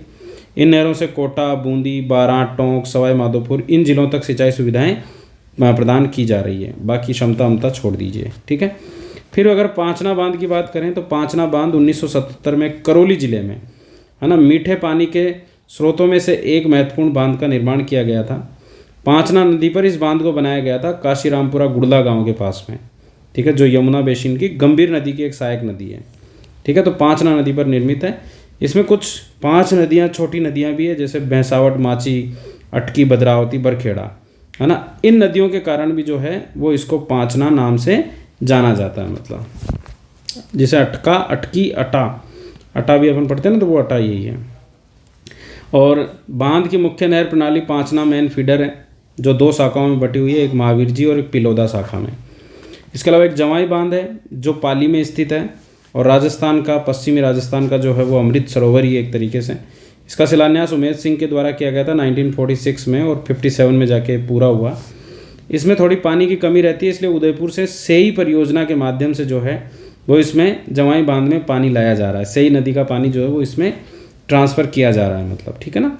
और साथ ही जवाई लेपर्ड कंजर्वेशन रिजर्व भी बना हुआ है ये। इसके साथ ही कुछ और भी बांध अपने राजस्थान में बने हुए, जैसे टोंक का गलवा टोरडी सागर है, दौसा का मोरेल है, बांसवाड़ा का हारो बांध है, पाली का सरदार समंद है, बूंदी का गुड्डा बांध है, कोटा का जवार सागर हो गया, दूदू का छापरवाड़ा बांध हो गया। ये बांध भी ERCP प्रोजेक्ट में जो है वो एक हिस्से के रूप में है, जिसने दूदू, मौजमाबाद और फागी तहसीलों को, साथ ही टोंक जिले की मालपुरा तहसील को, 52 गाँवों को इसका पानी प्राप्त होता है। भीलवाड़ा का मेजा बांध है, डूंगरपुर में सोम, कमला और अंबा बांध है, राजसमंद डैम है जो राजसमंद में ही स्थित है ना। तो ये कुछ डैम्स हैं जो अपने राजस्थान के कुछ महत्वपूर्ण डैम हैं। इसके अलावा कुछ छोटे और मध्यम डैम भी है, जिनकी संख्या लगभग जो है वो 261 है। देखो वो 22 थी, इसकी संख्या 261 है। इनकी जो क्षमता है वो 4.25 मिलियन क्यूबिक मीटर है, उससे भी ज़्यादा ही है, मतलब जैसे कि बारेठा बांध हो गया भरतपुर का, है ना। इसके अलावा राम सागर बांध धौलपुर में, माशी बांध हो गया टोंक का, बांकली डैम हो गया जालोर में, गरदड़ा बांध हो गया बूंदी का, झालावाड़ में कुछ बांध है जैसे छापी, भीम सागर, राजगढ़, काली सिंध, चोली, गागरीन, ये वाले बांध हैं। कोटा में जैसे नवनेरा जो अभी बनाई है, आलनिया और तकली हो गया। प्रतापगढ़ में जो है वो बागन हो गया, भीलवाड़ा का खारी और सरेरी, चित्तौड़गढ़ में गंभीरी, ओराई और मातृकुंडिया, शाहपुरा में अरवर बांध, ठीक है। और इसके अलावा उदयपुर में सेई, सोम कागदर, बड़गांव और उदय सागर, ऐसे कुछ बांध स्पेशली जो है वो बने हुए हैं। देखो ये रट्टे मारने वाली चीज़ें, इनको आप एक बार 2 बार देखोगे तो समझ आ जाएगा सारा कि बरेठा, भरतपुर, राम सागर, धौलपुर, माशी, टोंक, माकली, जालोर, गरदड़ा, बूंदी, झालावाड़, झालावाड़ के कुछ बांध जैसे छापी, भीम सागर, राजगढ़, काली, चोली, गागरीन, है ना। कोटा का नवनेरा, आलनिया, तकली, प्रतापगढ़ का बागन, भीलवाड़ा का खारी सरेरी, और चित्तौड़गढ़ का गंभीरी, ओराई, मातृकुंडिया, शाहपुरा का अरवर, उदयपुर का सेई, सोम कागदर, बड़गांव, उदय सागर, ऐसे कुछ महत्वपूर्ण डैम्स बने हुए हैं। पार्वती बांध धौलपुर में है ही, पार्वती नदी पर निर्मित डैम है। फिर इसके बाद में आता है अगला रेत के धोरों में पेंगोंग झील, है ना। यानी कि जैसे लद्दाख में एक पेंगोंग झील है, वैसे ही एक झील अपने राजस्थान में भी दिखती है, और वो है हनुमानगढ़ की बड़ोपल झील, जो काफ़ी महत्वपूर्ण झील है और प्रवासी पक्षियों के आगमन का एक महत्वपूर्ण केंद्र भी है। तो घग्गर नदी के आसपास पानी की आवक होने के बाद बड़ोपल सहित आसपास के क्षेत्रों में जो है वो बड़े स्तर पर जल भराव हो जाता है, और एक झील के रूप ले लेता है वो पूरा इलाका। हालांकि ये इलाका सेम समस्या से भी ग्रस्त है, तो हमेशा दलदली बना रहता है। तो ये प्रवासी पक्षियों के आगमन का मुख्य केंद्र है। इसी के आसपास गुप्तकाल का जो वो एक थेरिस यानी कि टीले मिले हैं, जहाँ काफ़ी सारी कलाकृतियाँ देखने को मिली है। बर्ड लाइफ इंटरनेशनल जो है उसका यहाँ पर उसने भी इसको संरक्षित कर रखा है, और IBA में यानी कि जो इंटरनेशनल बर्ड लाइफ जो एजेंसी है, इंडियन बर्ड एजेंसी जो एसोसिएशन है, उसके द्वारा भी इसको महत्वपूर्ण पक्षी और जैव विविधता क्षेत्र के रूप में सूचीबद्ध किया हुआ है। बड़ोपल में जो है इसके पास ही ये जो झील है ना, इस झील में एक सफ़ेद रंग का टापू है जो काफ़ी आकर्षक देखने को लगता है, मतलब क्योंकि यहाँ पर क्या है कि मेनली जो सैमग्रस्त तो है ही, तो आसपास के वृक्ष वगैरह और ये सूखे हुए हैं, इतने ज़्यादा है नहीं ग्रीन, और इनके ऊपर वाइट फ्लेमिंगोज वगैरह और ये बैठ जाते हैं। घास के रंग भी जो है वो आसपास की पत्तियाँ जो इनकी होती है वो भी सफ़ेद कलर की हो जाती है। तो ऐसा लगता है कि जैसे पूरा टापू जो है वो बर्फ़ की चादर ओढ़े हुए हैं, मतलब तो इतना सुंदर दिखता है। इस वजह से जो है वो ये पेंगोंग जैसा नज़र आता है पूरा इलाका, ठीक है। इसके अलावा दूसरा जो है वो देवमाली गांव के बारे में है, ग्रामीण पर्यटन की झलक देवमाली गांव, ये एक चैप्टर है, तो इसको भी ध्यान रखना है।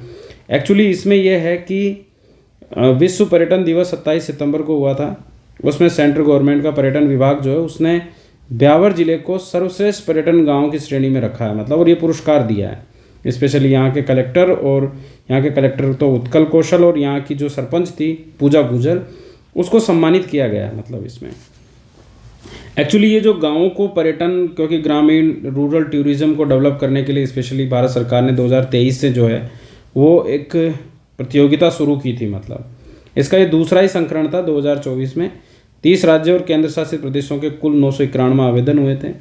8 श्रेणियों में पुरस्कार दिए गए थे, जिनमें से सर्वश्रेष्ठ पर्यटन गांव का पुरस्कार राजस्थान को प्राप्त हुआ था। इसका जो पीछे जो सर्वश्रेष्ठ पर्यटन के पीछे जो कारण था वो था कम्युनिटी बेस्ड टूरिज्म। मतलब यहाँ के गांव की स्ट्रक्चर, यहाँ की संस्कृति, यहाँ की बनावट, वो यहाँ के पूरी कम्युनिटीज़ ने इस तरीके से कर रखी है कि ये टूरिज़्म के दृष्टिकोण से काफ़ी महत्वपूर्ण विलेज अपने बन जाता है। देवमाली ब्यावर जिले में पड़ता है, ठीक है। यहाँ के उत्कल कौशल और यहाँ की सरपंच पूजा गुजर को इसमें सम्मानित किया गया था उपराष्ट्रपति श्री जगदीप धनखड़ साहब के द्वारा। 2023 में उदयपुर के मैनार गांव को बेस्ट टूरिज्म विलेज का अवार्ड दिया जा चुका है। मतलब इसके साथ ये गांव जो है वो वास्तविक मानकों, मूल्यों और मौलिकता को संजोए हुए है। गांव के सारे जो घर हैं वो कच्चे कोलू से बने हुए हैं। मतलब इसके अलावा गांव का कोई भी व्यक्ति जो वो शराब सेवन नहीं करता, इसलिए ये 0 क्राइम वाला गांव भी बना हुआ है। तो अपने आप में काफ़ी विशेषताएं हैं इस विलेज की। इसके बाद आता है जयपुर के नाहरगढ़ में टाइगर सफारी जो है उसकी सुविधाएं शुरू की जा चुकी है। तो ये भी अपने को ध्यान रखना है कि जयपुर का नाहरगढ़ जो है वहाँ पर टाइगर सफारी शुरू हुई है। और अब जयपुर एक ऐसा ही विलेज बन गया है तो इसमें 5 जो है वो अपने सफारियाँ शुरू हो चुकी है। मतलब जैसे 2 तो लेपर्ड सफारी हो गई, एक तो नाहरगढ़ में, नाहरगढ़ क्या, झालाना में, है ना, और एक हो गई अपने आमागढ़ में, ठीक है। तो 2 तो लेपर्ड सफारी हो गई, ये तो लेपर्ड हो गई, ठीक है। एक टाइगर हो ही गई है ना, ये वाली, तो 3 ये हो गई, है ना। इसके अलावा 2 बच रही है, तो एक एलिफेंट है आमेर में, है ना, और एक लोयन सफारी है वो नाहरगढ़ में। मतलब तो नाहरगढ़ में 2 हो गई, लोयन सफारी और टाइगर सफारी, लेपर्ड झालाना और आमागढ़ में, और एलिफेंट हो गई आमेर में, है ना, इस तरीके से। तो हमारे जो सीएम साहब हैं उन्होंने इसको उद्घाटन किया था। और यहाँ पर 2 शावक हैं, एक मादा बाघ शावक है जिसका नाम स्कंदी रखा, और एक नर बाघ शावक है जिसका नाम भीम रखा गया, ठीक है। तो ये भी अपने को ध्यान रखना है, ठीक है। इसके बाद में प्रथम आदि गौरव सम्मान समारोह का आयोजन किया गया था 6 अक्टूबर को, ठीक है। 6 अक्टूबर को स्पेशली मुर्मू मैडम के द्वारा स्पेशली ये आदि गौरव सम्मान समारोह के तहत कुछ लोगों को सम्मान दिया गया था, जिसमें सम्मान जो है वो आप देखोगे आदि गौरव रत्न सम्मान जो है वो दिया गया वकील राज डिंडोर, सुनीता मीणा, है ना, मैं इसका थोड़ा कलर चेंज कर लूँ, एक तो वकील राज डिंडोर, एक सुनीता मीणा, एक सिमरन मीणा, और एक तुलसीराम गमेती और डिम्पल चंडात, है ना। इन 5 लोगों को तो दिया गया स्पेशली आदि रत्न गौरव सम्मान। फिर आदि सेवा गौरव सम्मान दिया गया थावरीबाई, जगदीश जोशी और रिन्यूएबल एनर्जी टेक्नोलॉजी जो दुर्गा सोलर करके एक संस्था बनी हुई है उसको। ये तो 3 सम्मान दिए गए आदि सेवा गौरव सम्मान के रूप में, और कुछ दिए गए आदि ग्रामोत्थान गौरव सम्मान के रूप में, है ना। तो इनका नाम तो रट्टा नहीं मारना, इतना इम्पोर्टेंट नहीं है ना। बस ये जो ऊपर का आदि रत्न गौरव सम्मान है ना, जिसमें जगदीश जोशी, राज डिंडोर और ये लोग हैं, इनको थोड़ा सा अपने को ध्यान रखना है, मतलब, है ना। एक आदि सेवा सम्मान भी दिया गया था, वो जगदीश जोशी को, अच्छा इसमें नहीं, आदि सेवा सम्मान है ना, आदि सेवा सम्मान ये लिख लेना, ये जगदीश जोशी को दिया गया था, जगदीश जोशी को, ठीक है। ये वनवासी जो कल्याण संघ है, जो कल्याण परिषद है उसके उपाध्यक्ष हैं, उनको ये प्रदान किया गया था। इसके अलावा मेड़ता का मीरा महोत्सव जो है वो भी अपने को ध्यान रखना है, मेड़ता में भी मीरा महोत्सव होता है। एक भीमलत महादेव मंदिर है, भीमलत महादेव बूंदी जिले में चित्तौड़ मार्ग पर ये बना हुआ है, काफ़ी शानदार झरना है और भगवान शिव का मंदिर है। पांडव काल से जुड़ी हुई कहानी है, महाभारत काल से जुड़ी हुई इससे कहानियाँ हैं कि जब पांडवों को प्यास लगी थी तो उन्होंने पानी का इंतजाम करने के लिए भीम ने यहाँ पर लात मारी थी, तो ऐसा झरना फूट गया था, मतलब, है ना। तो इसलिए इसको भीमलत झरना कहा जाता है। 150 मीटर की ऊंचाई पर है, रामगढ़ विजदारी टाइगर रिजर्व के बफर जोन में आता है। तो इको टूरिज्म के दृष्टिकोण से भी काफ़ी शानदार बना हुआ है। फिर आता है अपने सुजस जो नवंबर मंथ की दी हुई है, अब थोड़ा सा बच रहा है, ज़्यादा नहीं है। तो संविधान दिवस मनाया गया 26 नवंबर को अपने। एक्चुअली 2015 से जो है वो संविधान दिवस को मनाया जा रहा है। तो एक तो ये याद रखना कि 19 नवंबर 2015 को जो है वो संविधान दिवस मनाया गया। पहले ये विधि दिवस के रूप में मनाया जाता था, लेकिन बाद में इसे संविधान दिवस में कन्वर्ट कर दिया मतलब। उसके बाद अगर अपन बात करें इससे रिलेटेड कुछ फैक्ट्स है संविधान के, जैसे संविधान के प्रारूप पर कुल 7,665 संशोधन प्रस्तुत हुए थे। उनमें से 2,473 पर बहस हुई थी और सभी को जो है वो पारित किया गया था मतलब।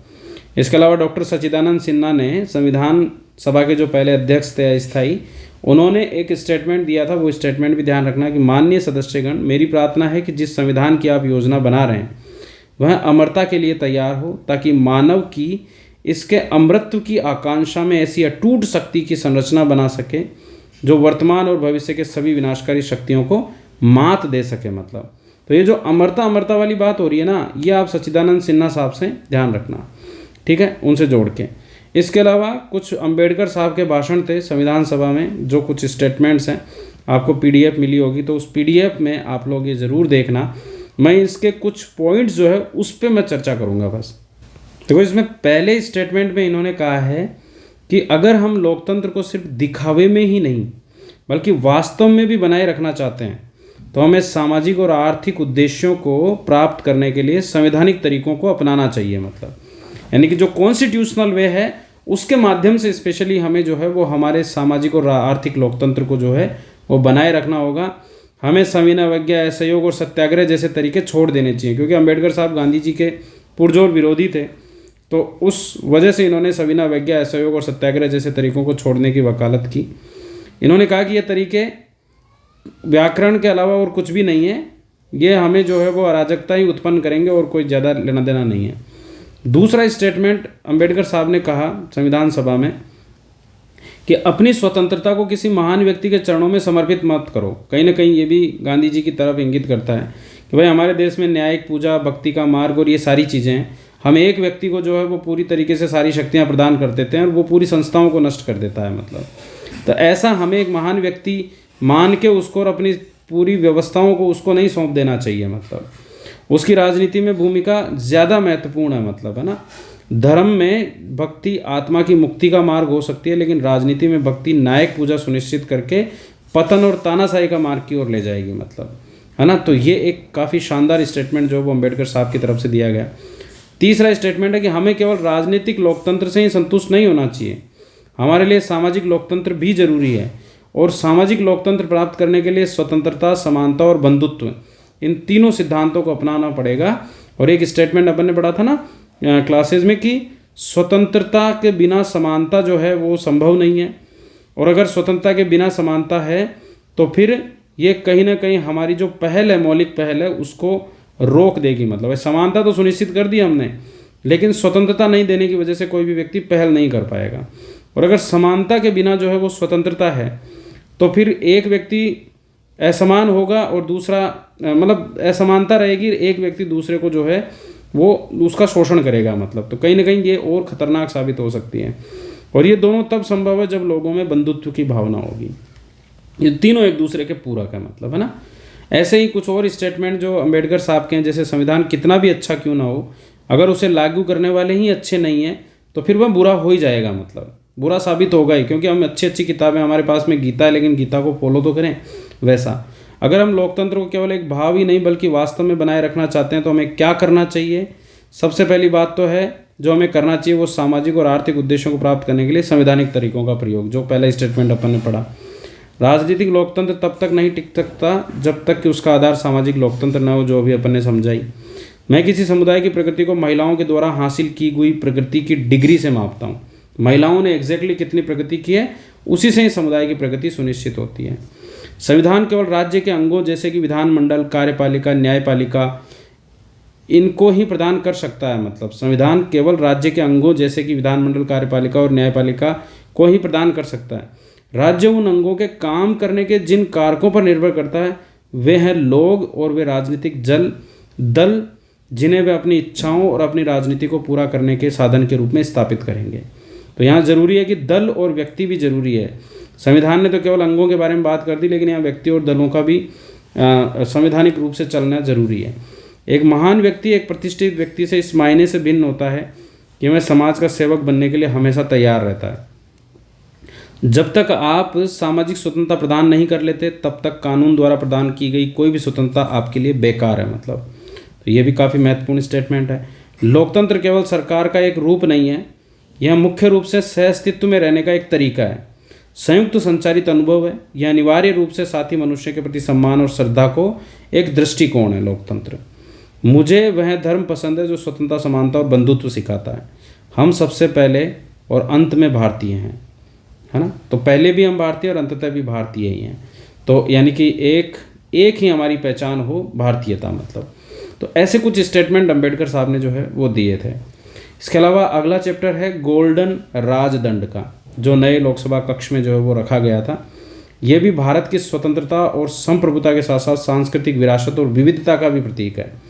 एक्चुअली ये एक परंपरा हुआ करती थी, जब तमिल चोल राजवंश में स्पेशली सत्ता का हस्तांतरण होता था तो जो वहाँ के अधिनम होते थे, यानी कि जो साधु होते थे, वो एक राजा से राजदंड लेके दूसरे राजा को दिया करते थे। तो एक तमिल शब्द सेम्मई उससे लिया गया है, जिसका अर्थ होता है धार्मिकता। सोने या चांदी से बना होता है, कीमती पत्थरों से जड़ा रहता है। ऊपर की ओर राजदंड पे नंदी विराजमान है, जो चोल वंश के जो मतलब एक तरीके से इष्ट देव शिव का वाहन है। तो वो नंदी, स्पेशली नंदी को हम जब हमारे पुराणों में इनमें देखते हैं, हमारे धर्म में देखते हैं, तो नंदी एक महान पंडित के रूप में देखे जाते हैं, जो भगवान शिव को भी गाइड करते हैं। मतलब तो वो नंदी विराजमान है। राजगोपालाचारी ने स्पेशली इसका सुझाव दिया था। पंडित नेहरू ने पहली बार इसका प्रयोग किया था 14 अगस्त 1997 को, जब 47 को जब भारत की सत्ता हस्तांतरण की जा रही थी। तो ये हो रहा था कि कोई प्रतीक के रूप में देखा जाए। तो राजगोपालाचारी ने बताया कि ऐसे ऐसे साउथ इंडिया में ऐसे होता है। तो फिर उस दौरान जो है वो पंडित जवाहरलाल नेहरू को जो है वो ब्रिटिशर्स ने राजदंड प्रस्तुत करवाया था। मतलब थिरुवदुरई अधिनम जो 500 वर्ष पुराना शैव मठ है उसके द्वारा प्रस्तुत किया गया था। बाद में फिर उस टाइम पे इस जोहरी ने बुम्बाड़ी बंगाड़ू चेत्ती जो है उन्होंने स्पेशली इसको बनाया था, और शीर्ष पर नंदी की मूर्ति है, ये अपन जानते हैं, ठीक है। और अभी मोदी जी ने जो है वो लोकसभा कक्ष में इनके जो हमारे ओम बिरला साहब हैं उनके जस्ट बराबर वाली सीटिंग मतलब जस्ट बराबर में दीवार पे इसको लगवाया था, ठीक है, नए हमारे उसमें संसद भवन में। फिर constitution club of India, Delhi में जो कॉन्स्टिट्यूशन क्लब बना हुआ है उसकी तर्ज पर कॉन्स्टिट्यूशन क्लब ऑफ राजस्थान बनाया गया है, जो स्पेशली जयपुर में ही वही विधायक नगर जो ज्योति नगर के पास में है विधानसभा, वहाँ पर स्पेशली इसको बनाया गया है। 90 करोड़ रुपए की लागत से बना है। लगभग 4,950 वर्ग मीटर भूमि पे इसको बनाया गया है। उसके बाद में एक काफ़ी सारी नीतियाँ तो अभी सरकार ने लॉन्च कर दी है, लेकिन इनमें से एक सबसे महत्वपूर्ण जो नीति है वो है निवेश प्रोत्साहन योजना, जिसे हम रिप्स बोलते हैं। मतलब तो रिप्स को ध्यान रखना अपने को। निवेशकों को रिप्स 2024 के तहत स्टैंडर्ड सर्विस पैकेज जो है वो उसमें प्रोत्साहन दिया जा रहा है। अब इसमें यह कहा गया है कि भाई अगर निवेश करते हैं सेवा और मैन्युफैक्चरिंग सेक्टर में, तो 50 करोड़ रुपए से घटाकर 25 करोड़ रुपए तक की निवेश की न्यूनतम सीमा पर पैकेजेस प्रदान किए जाएंगे। मतलब यानी कि जो भी पैकेज मिलेंगे वो 50 करोड़ की सीमा के बजाय 25 करोड़ रुपए की सीमा पर पैकेज मिलेंगे, है ना, निवेश की पे। इसके अलावा अगर कोई पर्यटन इकाइयों में निवेश करते हैं या पर्यटन में रेस्टोरेंट वगैरह इनमें, तो 10 करोड़ रुपए के निवेश पर ही उन पैकेजेस का लाभ दे दिया जाएगा, ठीक है। एक तो महत्वपूर्ण बात ये हुई। दूसरा ये हुआ कि रिप्स में कुछ नए उभरते हुए क्षेत्रों को जोड़ा गया, जैसे कि एरोस्पेस को, रक्षा, ड्रोन, सेमीकंडक्टर्स, एग्रीटेक को, कचरा पुनर्चक्रण को, इनको भी स्पेशली इसमें ऐड किया गया। मतलब इसके साथ साथ ही जो है वो स्टैंडर्ड मैन्युफैक्चरिंग, ये तो था सर्विस पैकेज। मैन्युफैक्चरिंग पैकेज में जो है वो सरकार ने ये कहा है कि हम 7 वर्ष के लिए ब्याज छूट का लाभ भी देंगे। मतलब खादी, ग्रामीण पर्यटन और कृषि प्रसंस्करण इकाइयाँ जो रहेगी, एमएसएमईज जो रहेगी, उनको हम अधिक लाभ देंगे।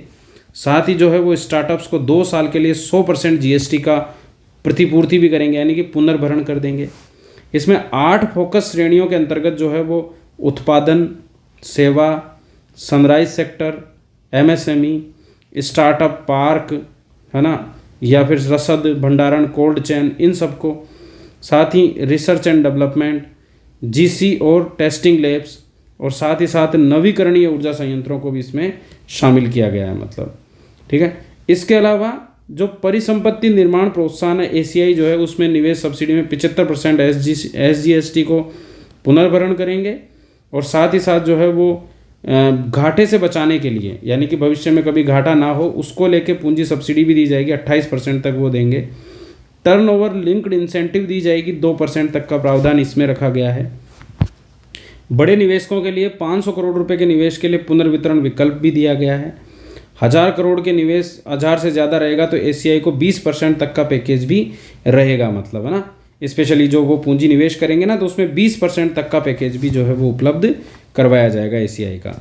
ठीक है, इसके अलावा कुछ और भी नीतियां जो है वो जारी की गई है, जैसे राजस्थान लॉजिस्टिक पॉलिसी, एमएसएमई नीति, डेटा सेंटर नीति, निजी उद्योग पार्क योजना, निर्यात संवर्धन योजना, कौशल संवर्धन योजना, है ना। इन सभी नीतियों के बारे में अपन सुजस ई बुलेटिन पढ़ेंगे, उसमें डिस्कस करेंगे अलग से, मतलब है ना, क्योंकि सुजस में इनके बारे में था भी नहीं, तो ई बुलेटिन में ही अपन उनके बारे में डिटेल डिस्कस करेंगे। ठीक है, इसके अलावा नवीकरणीय ऊर्जा उत्पादन में राजस्थान जो है वो अग्रणी स्टेट बन गया है।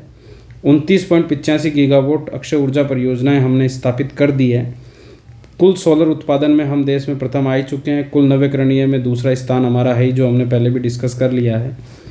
इसके अलावा प्रधानमंत्री श्री नरेंद्र मोदी जी के द्वारा गुजरात के महात्मा मंदिर कन्वेंशन और एग्जीबिशन सेंटर जो है वहाँ चौथा वैश्विक नवीकरणीय ऊर्जा निवेश सम्मेलन या री इन्वेस्ट 2024 का आयोजन किया गया था। तो वहाँ पर हमें प्रदेश को ये दोनों पुरस्कार जो है वो प्रदान किए गए थे।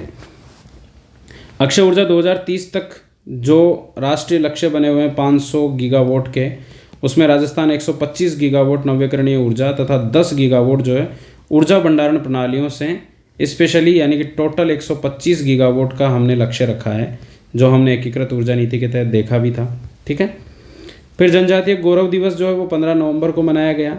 बांसवाड़ा के गुरु गोविंद गुरु महाविद्यालय जो है वहाँ का, उसके मैदान में स्पेशली इसको शुरू किया गया था। वहाँ का नवादी युगधारा प्रणेता समागम कार्यक्रम है, उसमें स्पेशली जो है वो कुछ अनाउंसमेंट राजस्थान सरकार के द्वारा किए गए थे। एक योजना है धरती आबा जनजातीय ग्राम उत्कर्ष योजना। ये 2 अक्टूबर 2024 को पीएम मोदी के द्वारा चलाई गई थी झारखंड के हजारीबाग से। तो एक तो इम्पोर्टेंट योजना हो गई, पहली चीज़ तो सेंटर की योजना है, धरती आबा बोलते हैं बिरसा मुंडा को ही। तो 2 अक्टूबर 2024 को ये झारखंड के हजारीबाग से शुरू हुई थी। इसके तहत जो है वो 30 जो राज्य और केंद्र शासित प्रदेश हैं, वहाँ जितने भी जनजातीय बहुल गांव है या आकांक्षी ब्लॉक हैं, उसमें 549 जिलों और 2911 ब्लॉक्स में 5 करोड़ से अधिक जनजातीय लोगों को लाभान्वित करने का कार्य किया जाएगा। इसमें राजस्थान सरकार जो है उसने भी अपना रखा है 40 जिलों की 208 पंचायत समितियों को, 6019 गांवों को स्पेशली सामाजिक आर्थिक आधारभूत विकास इसमें किया जाएगा ना। तो यहाँ अपने लिए काम की क्या चीज़ हो गई, 40 जिलों की 208 ग्राम पंचायतें, 6900 गांव, मतलब। ठीक है, तो ये धरती आबा जनजातीय ग्राम उत्कर्ष योजना के तहत, और ये योजना 2 अक्टूबर को चली थी 30 केंद्र शासित राज्यों और प्रदेशों में जनजातीय बहुल इलाकों में, स्पेशली आकांक्षी जिलों में, है ना, और जो हमारे ब्लॉक्स हैं, आकांक्षी ब्लॉक हैं, उनमें ये योजना चलाई गई थी। इसके बाद आता है अर्थूना। अर्थूना एक्चुअली बांसवाड़ा का एक काफ़ी महत्वपूर्ण पर्यटन क्षेत्र है, जहाँ 11वीं-12वीं सदी के मंदिर का समूह बना हुआ है। मतलब काफ़ी सारे मंदिर यहाँ पर है जो परमार राजवंशों के द्वारा बनाए गए थे। मतलब यहाँ शुरुआत जो हुई थी अर्थूना शहर बनाने से, वो राजा पुंडरिक थे, एक परमार राजा, उनके द्वारा बनाई गई थी। इसको उत्थनक या अर्थूणक नगरी के नाम से भी जाना जाता है। यहाँ पर कई सारे मंदिर जैसे कि मांडलिक मंडलेश्वर महादेव मंदिर, 64 योगिनी मंदिर, हनुमान मंदिर, ऐसे मंदिर बने हुए हैं। ठीक है, और एक लास्ट जो 72 साल की हमारी विधानसभा हो चुकी है, और अभी रिसेंट हम विधानसभा की स्थिति देखें तो ये हमारे 200 सीटों की स्थिति बनी हुई है, क्योंकि अभी 7 सीटों पर हमारे विधानसभा में उपचुनाव, टोटल अभी 8 सीटों पर हो चुके हैं, 7 सीटों पर उपचुनाव अभी हुए हैं, और 1 सीट पर उपचुनाव जो है वो पहले हो चुका था, मतलब है ना, गुरमीत सिंह कुन्नर साहब खत्म हो गए थे तो उनकी जगह पर उपचुनाव हुआ था।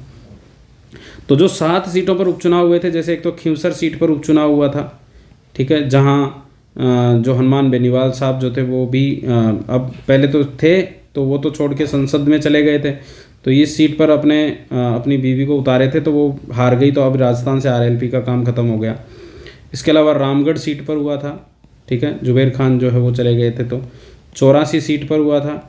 क्योंकि यहाँ से जो है वो बीएपी के नेता राजकुमार रोज जो है वो संसद में चले गए थे, तो यहाँ पर सलूम्बर से हुआ था।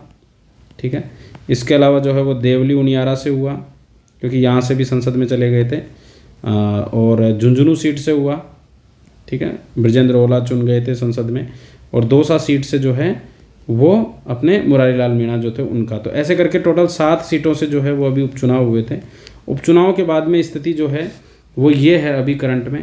भारतीय जनता पार्टी की सीट्स तो है 119, शिवसेना की 2 सीट है, आरएलडी की 1 सीट है, निर्दलियों की 8 सीटें हैं, भारतीय राष्ट्रीय कांग्रेस की 66 है, और आदिवासी पार्टी की 4 सीटें हैं। और आदिवासी पार्टी को अभी रिसेंट ही जो है वो राज्य पार्टी का स्टेटस भी प्रदान कर दिया गया है। यानी कि आदिवासी पार्टी, भारतीय आदिवासी पार्टी जो है वो राजस्थान में दूसरी पार्टी है जिसे राज्य पार्टी का स्टेटस दिया गया है। ठीक है, इससे पहले आरएलपी है ना, हनुमान बेनीवाल साहब की पार्टी। ठीक है, तो ये अपने को ध्यान रखना है पूरा। और इस तरीके से हमारे कंप्लीट होता है ये सुजस की व्यवस्था। अब सुजस ई बुलेटिन पे अपन चर्चा करेंगे, तो 1-2 दिन में उसकी क्लासेस भी आएगी। तब तक आप इसको रिकॉर्डिंग जो भी आप देख रहे हैं वैसे देखें। आपको अच्छी लगती है तो क्लासेस को शेयर भी करें और आप लाइक करें। मैं किसी क्लास में बोला नहीं हूँ तो, पर आप जो है वो लाइक और कमेंट करके ज़रूर बताएं। ठीक है, धन्यवाद, मिलते हैं फिर।